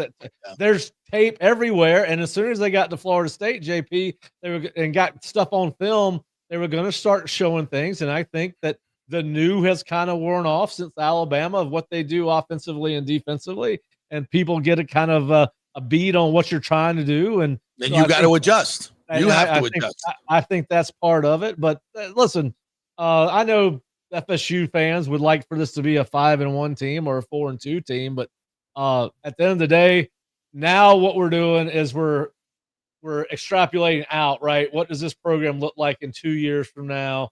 But listen, I've always said the calendar numbers and the financial numbers work in Mike's favor. Again, 7-5 coming off a 2-10. I mean, I don't know. I can't get caught up in the numbers. The optics matter, the nuance matters, and he's just not getting it done. I've been a huge supporter of his, and it's 6 years in. I want to see a culture that's been created. You don't see that. I want to see at least a smidge of recruiting success, sustained success in the high school recruiting, which is not there. And it's just, and here's another thing, Pat, I think a lot of us have got to come to grips with. If you're a Florida State fan, it ain't like the old days, and it never will be. We ain't ever going 14. Nobody, by the way, is going 14 years in the top 5. It's not happening. Every team is going to have dead seasons. This is going to happen, but you at least want to have a coach that you feel like is building something. And I don't feel that way with Norvell anymore. I feel like it's always it's a quick fix here, quick fix there. It just doesn't feel like a build, but maybe that's just not who we are anymore. What if we're sitting here after the Clemson game and this team is 6-3? They beat Clemson on the road? Yeah. How do you feel in there? Because Clemson's they're not the Clemson that we remember from several years ago. They're a good team, but they're not 11-0 team. They're not a national championship team that everybody said they were. And you've beaten Alabama, who's clearly going to be a college football playoff contender. So what does the fan base feel? Sure.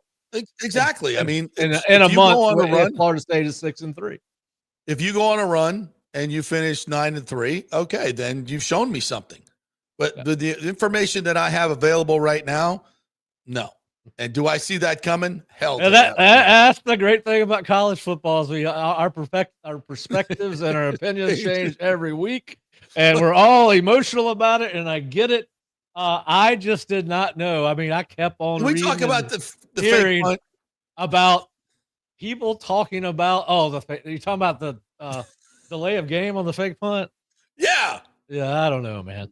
I don't know. And that thing was going backwards, so they got lucky, really. I mean, oh my God! See, can you imagine?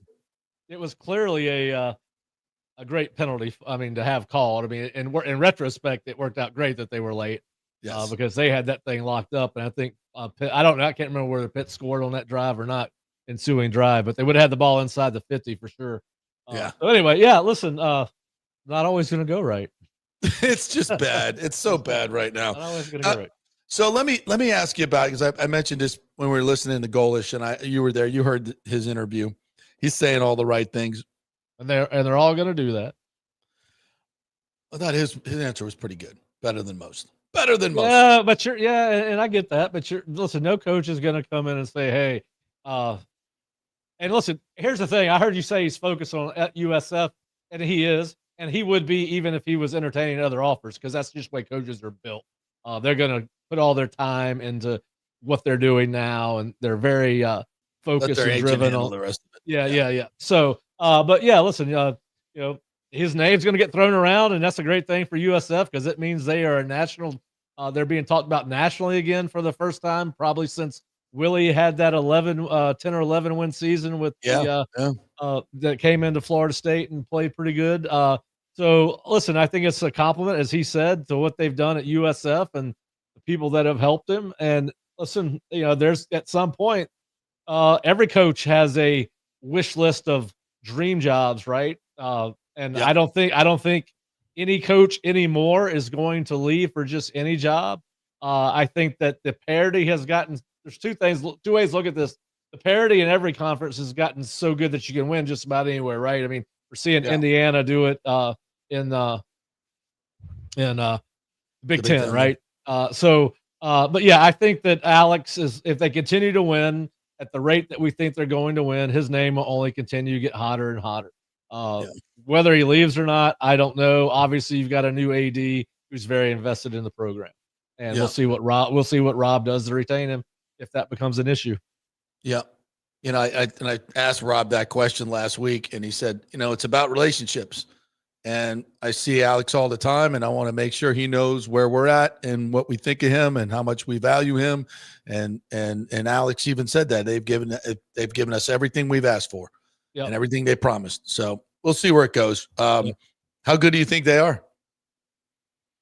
USF, really good. That quarterback's good. That offense is hard, and that they got some really good players on that defense, like we talked about in the preseason. If they got bad, what is it? UTSA and Memphis are the two big games, right? And Memphis now, So that was coming in. There was only two teams ready to hire them coming into the season. So we'll see what happens. But they look really good, man. So you feel that Norvell is safe now because of the contract? He's not going anywhere. I think we're going to see. I think they got to wait to see how the next 3 or 4 weeks play out. I agree. I mean, I just, I could be wrong on that, but I think there are a lot of factors involved in making a coaching change these days, including. Would we be better off putting our money into players than we would paying off coaches and paying new money to new coaches? So we'll see. But I've also said every program that says we're broke, we can't do this or that, when they finally get enough of it, they somehow strangely find the money. So we'll see what happens. Yeah. And at Florida, Napier. Well, everybody's been firing him since he got here. just let me know when it's over, or one way or the other, whether that's this year or in 2027. But we'll see. He finds a way to keep the Wolves at bay. There's no doubt about that. He comes up with a big win when he needs it. That's thank you, Texas. Thank you, Texas. Yep. We appreciate that. Absolutely. Tell us about your new gig. Yeah, so I'm working for Catapult Sports, and of course, a lot of people know them for their GPS tracking that they put on athletes for off-season conditioning and obviously even practice and games. But they also have a recruiting division, and they are contracted out by over 250 colleges to provide evaluation of kids in the state of Florida, and also collect and gather all the information that they need on a particular recruit. And so for bigger colleges, we offer one thing to them. And then for smaller colleges, there may be in the Northeast, Midwest, but still recruit the state of Florida and can't have a coach here every weekend.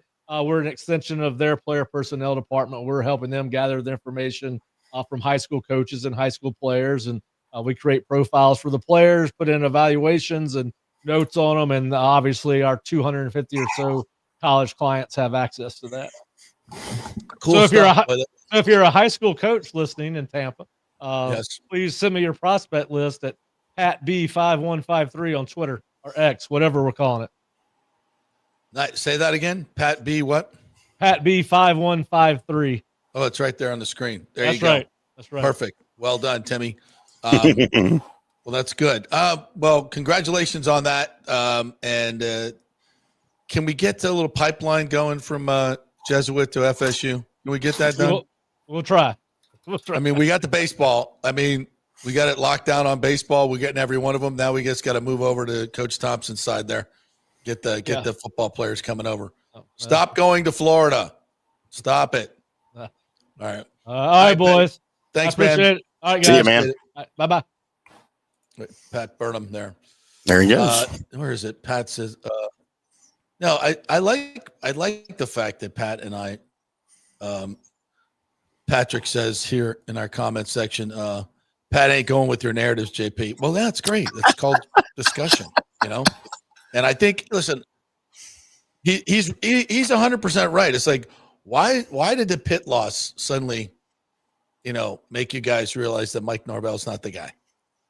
And it's true. And but I do think there comes a tipping point where you just have to, you keep saying, okay, well, listen, if we go out and take care of Pitt, then, we're still on track. And that should happen. It should happen. When you got a game at home like that, a freshman quarterback, you can't let him run around and throw for 300 yards and run in key situations. It's just, you can't. Good programs don't allow that. It's like any other fan base, especially when your coach or your team wins, they can do no wrong. And when they lose, they can do no right. And it's no different when you've got a coach that's already on somewhat of a warm seat. When they lose, especially a game that they should not ever lose, all is gloom and doom. But when they beat Alabama when they're not supposed to, you save your job for a couple of weeks, and that's as long as it lasts, either way. As James says, why is Pat, who's awesome, making excuses for Mike? Every Noel podcast, Danny Cannell, Bud Elliott, not one thinks Mike is doing his job, especially recruiting. Best recruiting in 6 years was 12. He's done. I think Pat is just trying to keep it real, and I like that he does that. He doesn't fall prey to the emotion. He just looks at the X's and O's and the players and says, this is what you got.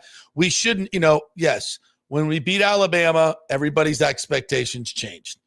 And that's probably wrong on our part. Or is it? If you have the talent to go toe-to-toe with Alabama, you should not be losing games at home to Pitt with a freshman quarterback. And we keep making it, and it's not just that game. It's all the rest of the games.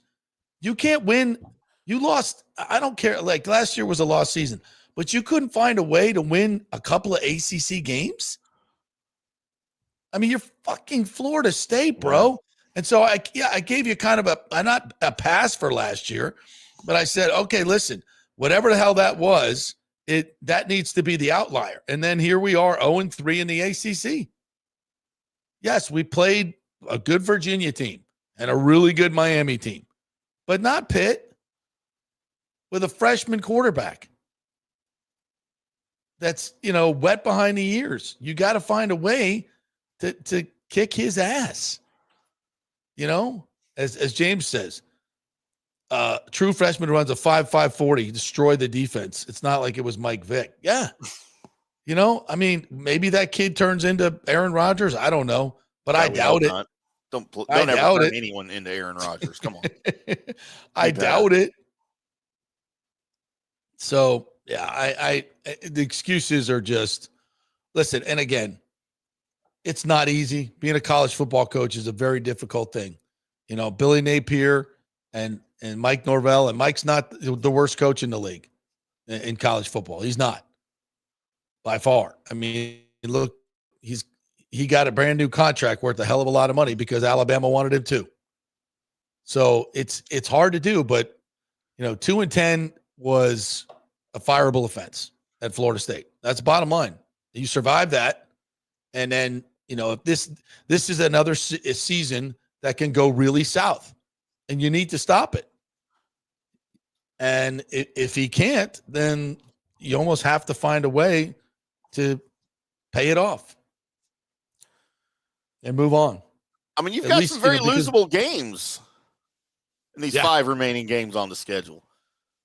Yeah. I mean, you always have issues with Wake Forest for some reason. Yep. Clemson sucks.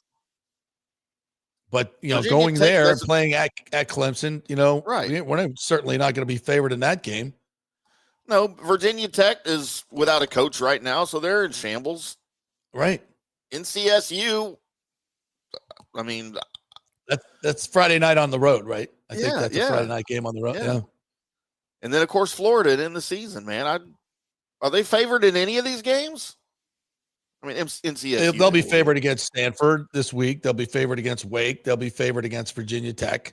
All right. They won't be favored at Clemson. They probably won't be favored at NC State. And they certainly won't be favored at Florida. No. I don't think so. But there's a lot of football to be played. And like I said, the numbers and the nuance and the context matters. And, I will say this. I'd like to see Kevin Sperry play. I like to start seeing him play because Tommy Castellanos ain't the future. And he's nicked up too.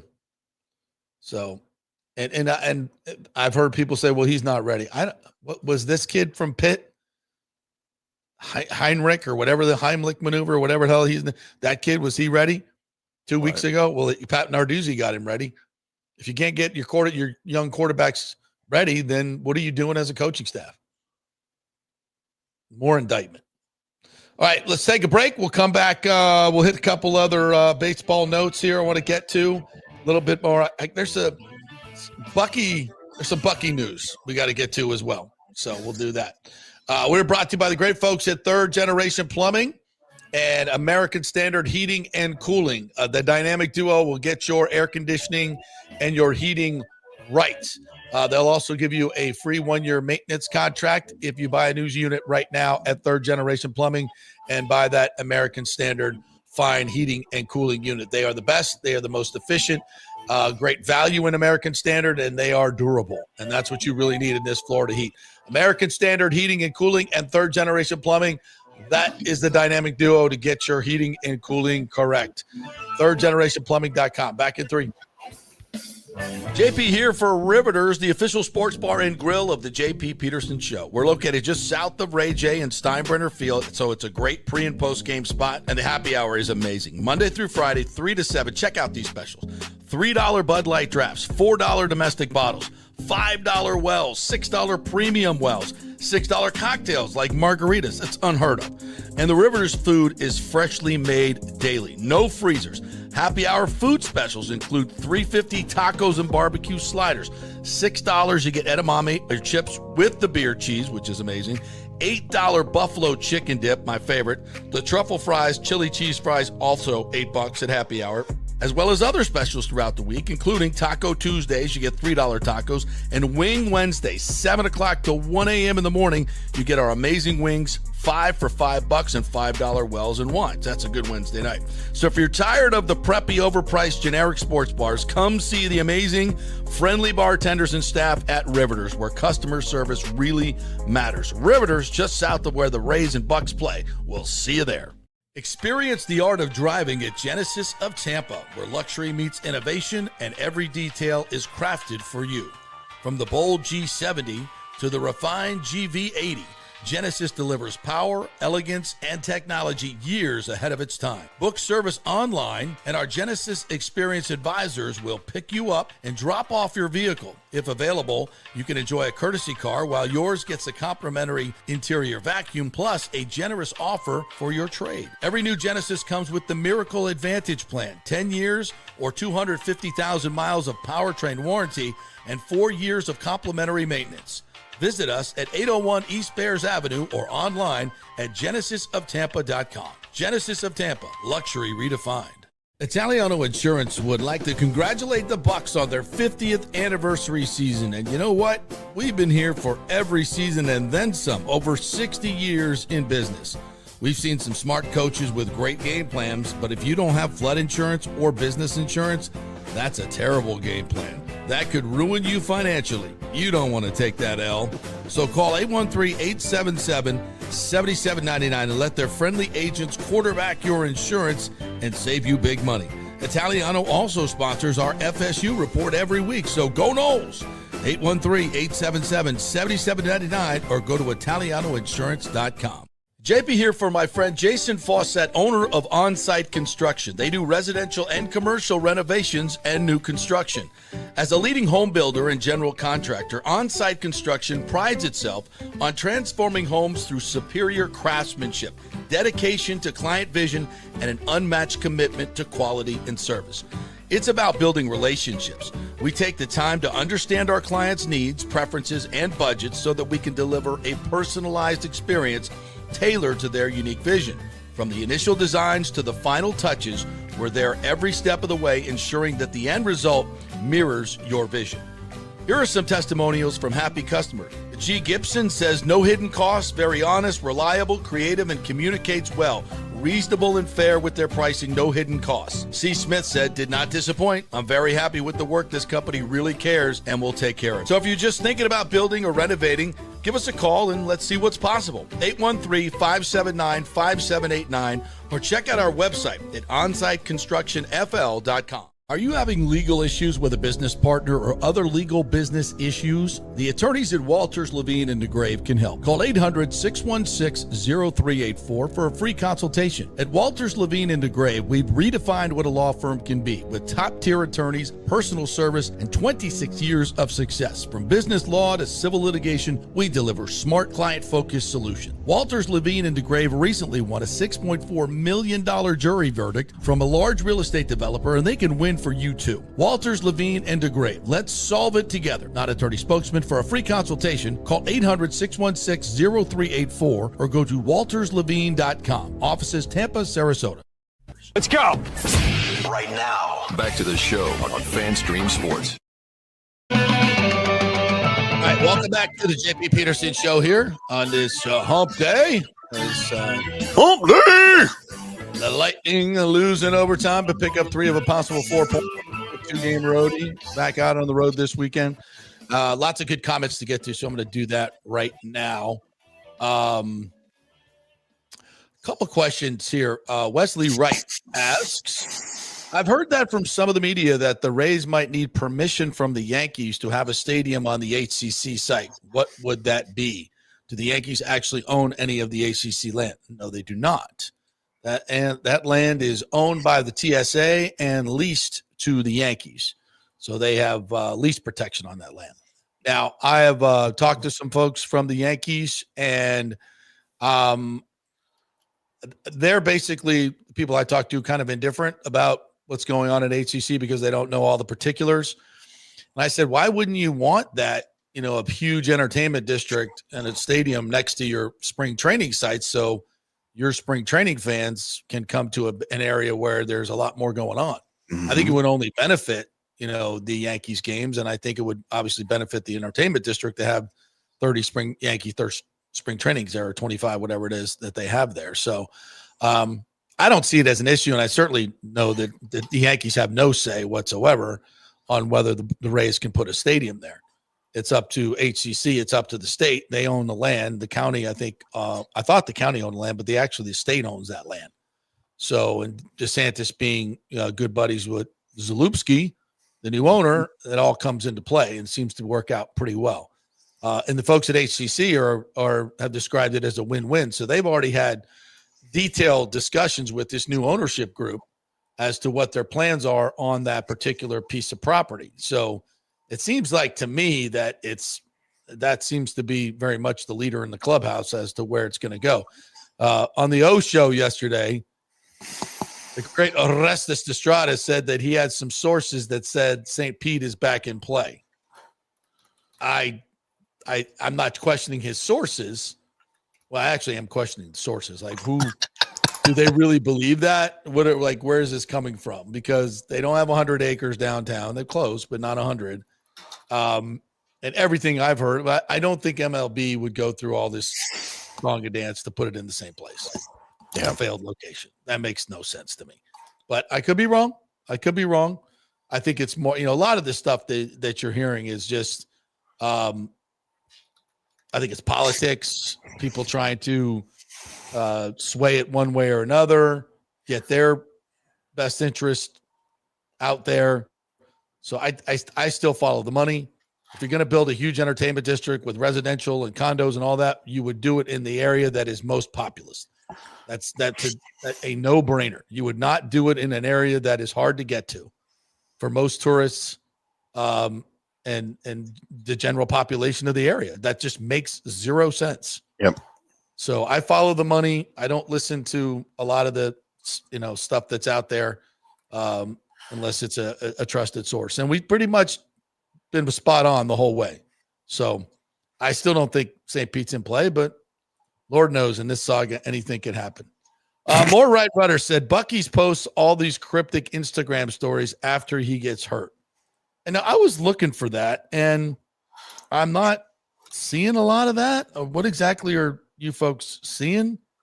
He has some scripture on there. God gave his toughest battles to his toughest soldiers. Don't cry for me when the war is over. He's a very spiritual person. I don't think that he's saying that he's out for the season. Is that? I'm not getting that at all. I'm not getting that at all from what he's posted. Yeah. No, but I know people are talking about it. I don't. James says Bucky's shoulder injury probably season ending. 3 posts from Bucky means something. Maybe same injury Servassier had last year. Am I missing these posts?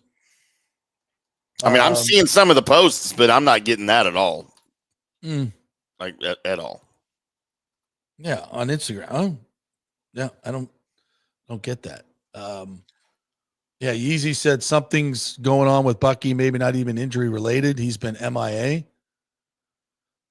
I'm trying to think if I saw him in the locker room. Most of them they're cleaned up by the time we get in there, but I don't think so. Unless you guys have some other information that I'm missing. I haven't heard some of the other. We'll be over there today for some of the interviews, but I haven't seen anything specific that gets me riled up. So unless you guys can send it to me, I don't know. Hey, this is interesting. John Hill. Where's John? Well, he did say Georgia Tech has outplayed FSU for the past 2 years. Well, that's obvious. Thank you very much. And we shouldn't be outplayed by Georgia Tech, with all due respect to the amount of resources that we put into our football program compared to theirs. Not even close. I'm trying to find the John Hill. Here we go. Rays season membership tickets are on sale. $10,422 per seat, $129 per game in the Rays Club. Only 12 available per email this morning. $48.65 per seat in section 108 behind home plate, $60 per game. And I asked him specifically if that was more or less than he's paid before. And he said, from memory, the Rays clubs were closer to 175. Yeah, I thought they were 195. So I look into getting someone. I think they're 195 per game for the Rays club. And lower bowl was 90 per game 2 years ago. So this looks like a significant price decrease for Rays tickets, which is great. And once again, exactly what we thought this new ownership group would do. So John's going to actually check with his folks to make sure. But yeah, my memory serves me. The Rays club were 195 and then down to 129. That's the all-inclusive club. That's a nice price. That's a really good. That's a good value. And $60 for home plate behind. When those used to be $125, I think. I know they were like $2 at Steinbrenner. So they're way more expensive. So we'll get the lowdown on this, but early on, this seems like prices have dropped dramatically. So new ownership to the new, not a bad idea. And this is something that has always blown my mind. They still always kept these prices like ridiculously high, and he would make money on the Rays fan or the Yankees fans, Red Sox fans, Cardinals fans, especially Braves. That teams that don't come here that often. He would jack up the price, and they would buy them one off, and it would price out the Rays fans. And season ticket prices were high. Everything was high. And I mean, why wouldn't you just want more people in the building to buy more beers, to buy more hot dogs, to buy all those things that are ridiculously overpriced? Hopefully they cut some concession price as well. They got to make money somewhere. I get it. But yeah, that seems significant. But yeah. And the other part about it is, your players would like to have more fans in the seat. So yeah, cut the prices, family deals, 4 tickets for $50, include a hot dog and a Coke, for seats that you're not even using. Why wouldn't you do that? I know why Stu didn't do it, because he didn't want to staff the place. He wanted to continue to present himself as a low revenue owner so he could get all the revenue sharing money he could get. That's not the play for this new group. And that's not why Major League Baseball chose them, obviously. Clearly. No. Rick says the problem with the pass rush is that if Vea doesn't knock the center and guard over, no one else gets there. There's a lot of good tape going around on Twitter about Vita Vea just wrecking people. And we've talked about this for years. He's the most important player on the defense. And, the Yaya sack was absolutely caused by Vea going through one of his sacks, busting up a double team right through the middle of it and forcing him out. So he has been tremendous. And if we lose him, we are in shit shape for sure. What else we got here, partner? You want to hit a little bit of baseball as well? Yeah, let's talk baseball for sure. How about them Dodgers? Not something I actually wanted to see, but how about Blake Snell the other night? 10 Ks, 8 innings, faced the minimum. Nobody took him out till the ninth, although he was at 103 pitches, I think. 106. Yeah, more than you'd like to see, I think, but yeah. 103 after 8 innings. That's not a lot after 8. And you're saying, why don't you let him get a complete game? Because Sasaki's pitched well. And he comes in and freaking loads the bases. He got out of it because Blake was a Trinan. Bases loaded, bro. 2-1 game. And the pitcher throws a slider right at you. You can't get out of the way, bro. You can't get out of the way. No. And O said it's fight or flight. That's your just mechanism. You just instinctively see ball coming. You get out of the way. And he's right. I mean, he played the game, not me. But I when I played in high school and the bases were loaded, if that ball came anywhere near me, and I didn't have pads on either, I was especially was, if it's going to hit me in the hip or the thigh or something like, just take my, give him a little ass cheek. Yeah. It will hurt for me. I might even get a bruise, but I'll wear it for the run. No question about it. Won't even you got to take twice. one for the team right there, man. Oh my God. And then you swing at a high fastball, game over. Bruh, what are you doing? What are you doing? It's going to be another close, but not quite for the Brewers. Yeah. Yeah. Was it the rematch of the 2016 NLCS, I think was the Brewers Dodgers. I recall correctly. 2016, yeah, 2018. I think you're right. I think you're right. Yeah. That it's been, and Yamamoto was really good last night as well. So what are you thinking in what Seattle's up 2-0? Now the Dodgers are up 2-0. Yeah, dude, I'm going to be torn. Back? I'm going to be torn with the Dodgers-Mariners World Series. I'm not going to lie. I mean, clearly I'll be rooting for the Mariners, I think. God, man, I don't even know. How do you root for the freaking Dodgers? They're like they're worse than the Yankees now. How are they worse than the Yankees? No one's worse than the Satan's The evil not empires. worse than the Yankees. The evil empires. But the Dodgers do it right. I feel like the Dodgers do it right.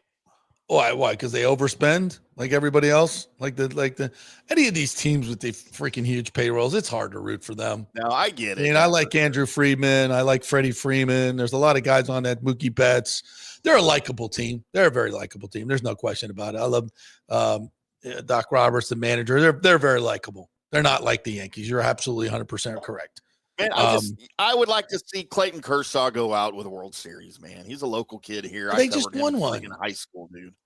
I know, but he's retiring. It's going to be his last season. So I'd like to see him I'm all in. The Mariners have never won a World Series. Are you freaking kidding me? I know, but Cal Raleigh, talk about guys you want to root for. I see it. Trust me, I see it. That's why I say I'm torn. Well, this is it. Yeah, I'm not Mariners torn at are in our all. division. That's like I'm not you guys torn at all. rooting for the Blow Jays to win. I mean, I'm torn. I don't hate the Blow Jays. I mean, plus it's Bo Bichette and Vlad, and there's rootable guys there. I know. And the Mariners are the same way. Dude. They're a very likable team. I get it. I don't know. Yeah, well,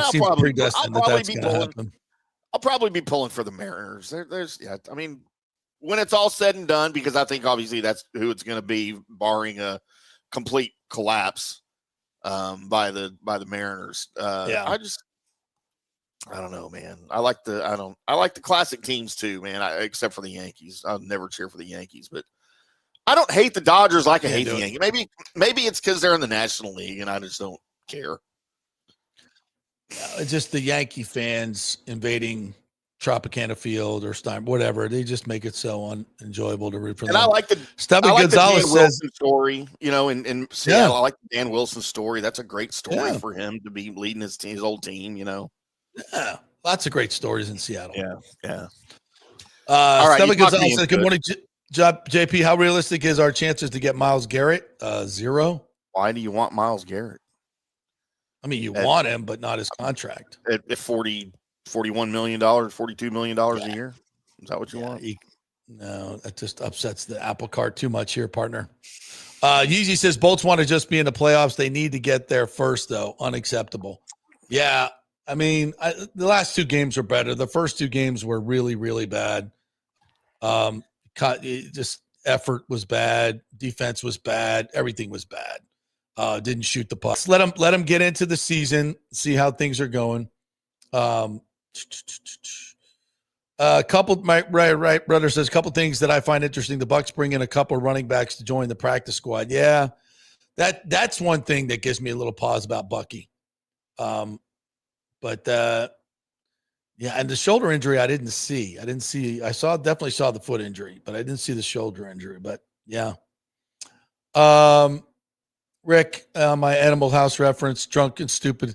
It's fat, drunk, and stupid is no way to go through life, son. Yes. That's blue. Hey, it's worked out for me pretty well. Not gonna lie. Cody says Golish is gone. He's saying all the right things. Not so fast, my friend. James says this isn't on the fans, USF fans. If you're going to underpay a coach you think is special, that's on USF. It also takes a coach with a vision and a coach not driven 100% by money. If Levitt didn't screw up, he was a lifer. Yeah, well, you got to get past the Levitt thing, James. Listen, I know this, that USF is certainly going to offer Golish. Now, can they offer what some of these other big teams are going to be able to offer? Probably not. But they might. I don't know. They might, depending on the situation. Probably not, though. That's just that's part of the haves and the have-nots in college football. And unfortunately, USF is just not there yet. Paul M says, for most men like Coach Golish, it's not about the trophy. It's the hunt, the view from the top of the hill that reveals a bigger one to climb. Those are the great ones. Now that right there, that's a comment, guys. Like, that's Paul M. That's poetic. It's, dare I say, intriguing and thought-provoking. Thought-provoking is a good word. Yeah, well done, Paul M. We'd like to see more of you in here. and less of James. I'm Bring kidding. it. Oh, James. I love James. I miss B. I'll put up another one of his. So good news is buyout a line item through 2031. Knowles easily can absorb, especially with additional rev share from the ACC. 2026 schedule daunting. Maybe Knowles brass wants Mike to eat that next year. That's a good take on that, because next year's schedule. Let me call up FSU's next year's schedule. Is tough, and so if you fire a coach and bring him in with that kind of the Billy Napier thing, it may not be, because you can eat 2 more years, save a lot of money, but in the meantime, how bad are you? And how does that take? They got Alabama at Alabama, Central Arkansas at home. Then of course they have the Gators at home, and then their conference schedule is, and Notre Dame, by the way. So you got Notre Dame, Alabama, Florida, Boston College, Clemson, NC State, SMU, Virginia, Louisville, Miami, at Pitt. Yeah, that's a tough slate right there. That is nice. There's only one cookie in there. That is new. You got to face that quarterback again at Pitt. It just lit you up. Yeah, that's what I love. You know what I love about this college football season? I love that no one's talking about Notre Dame. I love that. I love not having to hear about Notre Dame in the playoffs. Notre Dame's going to win, blah, blah, blah, blah. You know why? Because I want Marcus Freeman to come coach the Cowboys. I want him to get fired and come coach the Cowboys. You think he'd be a good NFL coach? As much as I hate the freaking Fighting Irish, I think Marcus Freeman's a badass, man. He's an old Ohio State guy, too. I'd love to see him come coach Cowboys. Nothing against Brian Schottenheimer. I'm not dooming him. I'm just like, if that job comes open, I would love to see Marcus Freeman come back. Kevin E. says, I think this might be my buddy Kevin E. Are you insane if you think FSU is going to come up with $65 million for Norvell and the coaches' buyouts, then maybe have to buy out another coach's deal? We are not that flush. Yeah, at some point, like, how much is too much? It's not just Norvell's; it's all the assistants. I mean, you just hired Gus, you just hired Tony White. I bet their buyouts are pretty big too. It's just too much money. I don't know. Assistant coaches had buyouts. I've never heard of that before. Well, I don't know. Maybe they don't. I'm pretty sure they do. I can see that in a situation if it's just you, like, you're not doing a good job, we're going to let you go, then you have to buy him out. But if the head coach gets fired, you can't buy out the entire staff. There's got to be a clause in an assistant's contract that says, look, if the staff goes and you go, we're not buying all of y'all out. You're a victim. I don't know. I mean, I don't know either. I'm just saying, to me, that would be the logical way to do it. But that's nuts if you got to buy out the whole staff. I guess you don't always let the whole staff go, though. True. You could keep some. Kevin E. says, no, not okay, but I think a 7-5 bowl season after 2-10 is a step in the right direction. See, this is what I don't get. I don't think you can use 2-10 as a reference point. Because if you do, then you should be fired. You can't, you know what I'm saying? It's like, oh, we were 2-10 last year, so 7-5. No, the standard is at Florida State is 10 wins and competing for the ACC every year. That's the standard. Not 2-10. You can't say, oh, we're 2-10. That you did 2-10, and that's not the standard. Like, not even close. That's a disaster. So, I mean, a baseline, and I'll say this. Maybe a 10-win season is too inflated of the expectations now for Florida State. Maybe I'm just too garnet and gold myopic. So let's say 8-9 wins. 8-9 wins is like the floor of where you should be at Florida State. You were 2-10. And if you don't get to 8 wins this year, it's a failure. It's a failure. It's not, oh, we had 8, we had 2 last. No. You don't look at it that way. 8's the floor. That's it. At Florida State, with the resources and the branding that you have, that's the floor. And if you can't do that, you can't be over 500 in the ACC. You haven't won an ACC game in over a year. ACC. We beat more SEC teams than we beat ACC teams, which is weird. Yeah, unless you think 2-10 is the standard or the norm, then you can't hold that. You can't compare this year to that year because that was the outlier with the injuries. We all know what happened. So unless you think that's the new standard, then you can't compare this year to that because you have already set the bar much, much higher. Mm-hmm. So, yeah. All right. One last one from Wayne Cleveland Jr. I haven't seen him in here. Welcome in, Wayne. Love to have you. Thanks, buddy. What are the chances the Rays new ownership will open the upper deck? That's a great question. I think for the opener, they will.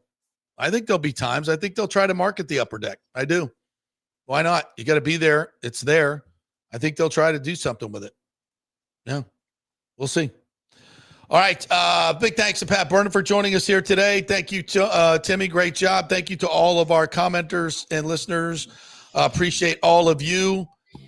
We will be back tomorrow with more fun and frivolity. Josh Capo will join us tomorrow, and we'll have our usual Thursday roster. I'm going to go over and get some sound here from the Buccaneers right now. I think we got assistant coaches stepping up today, so we'll see what we can find out and get the latest on Bucky. Have a great day, everybody. We will see you tomorrow.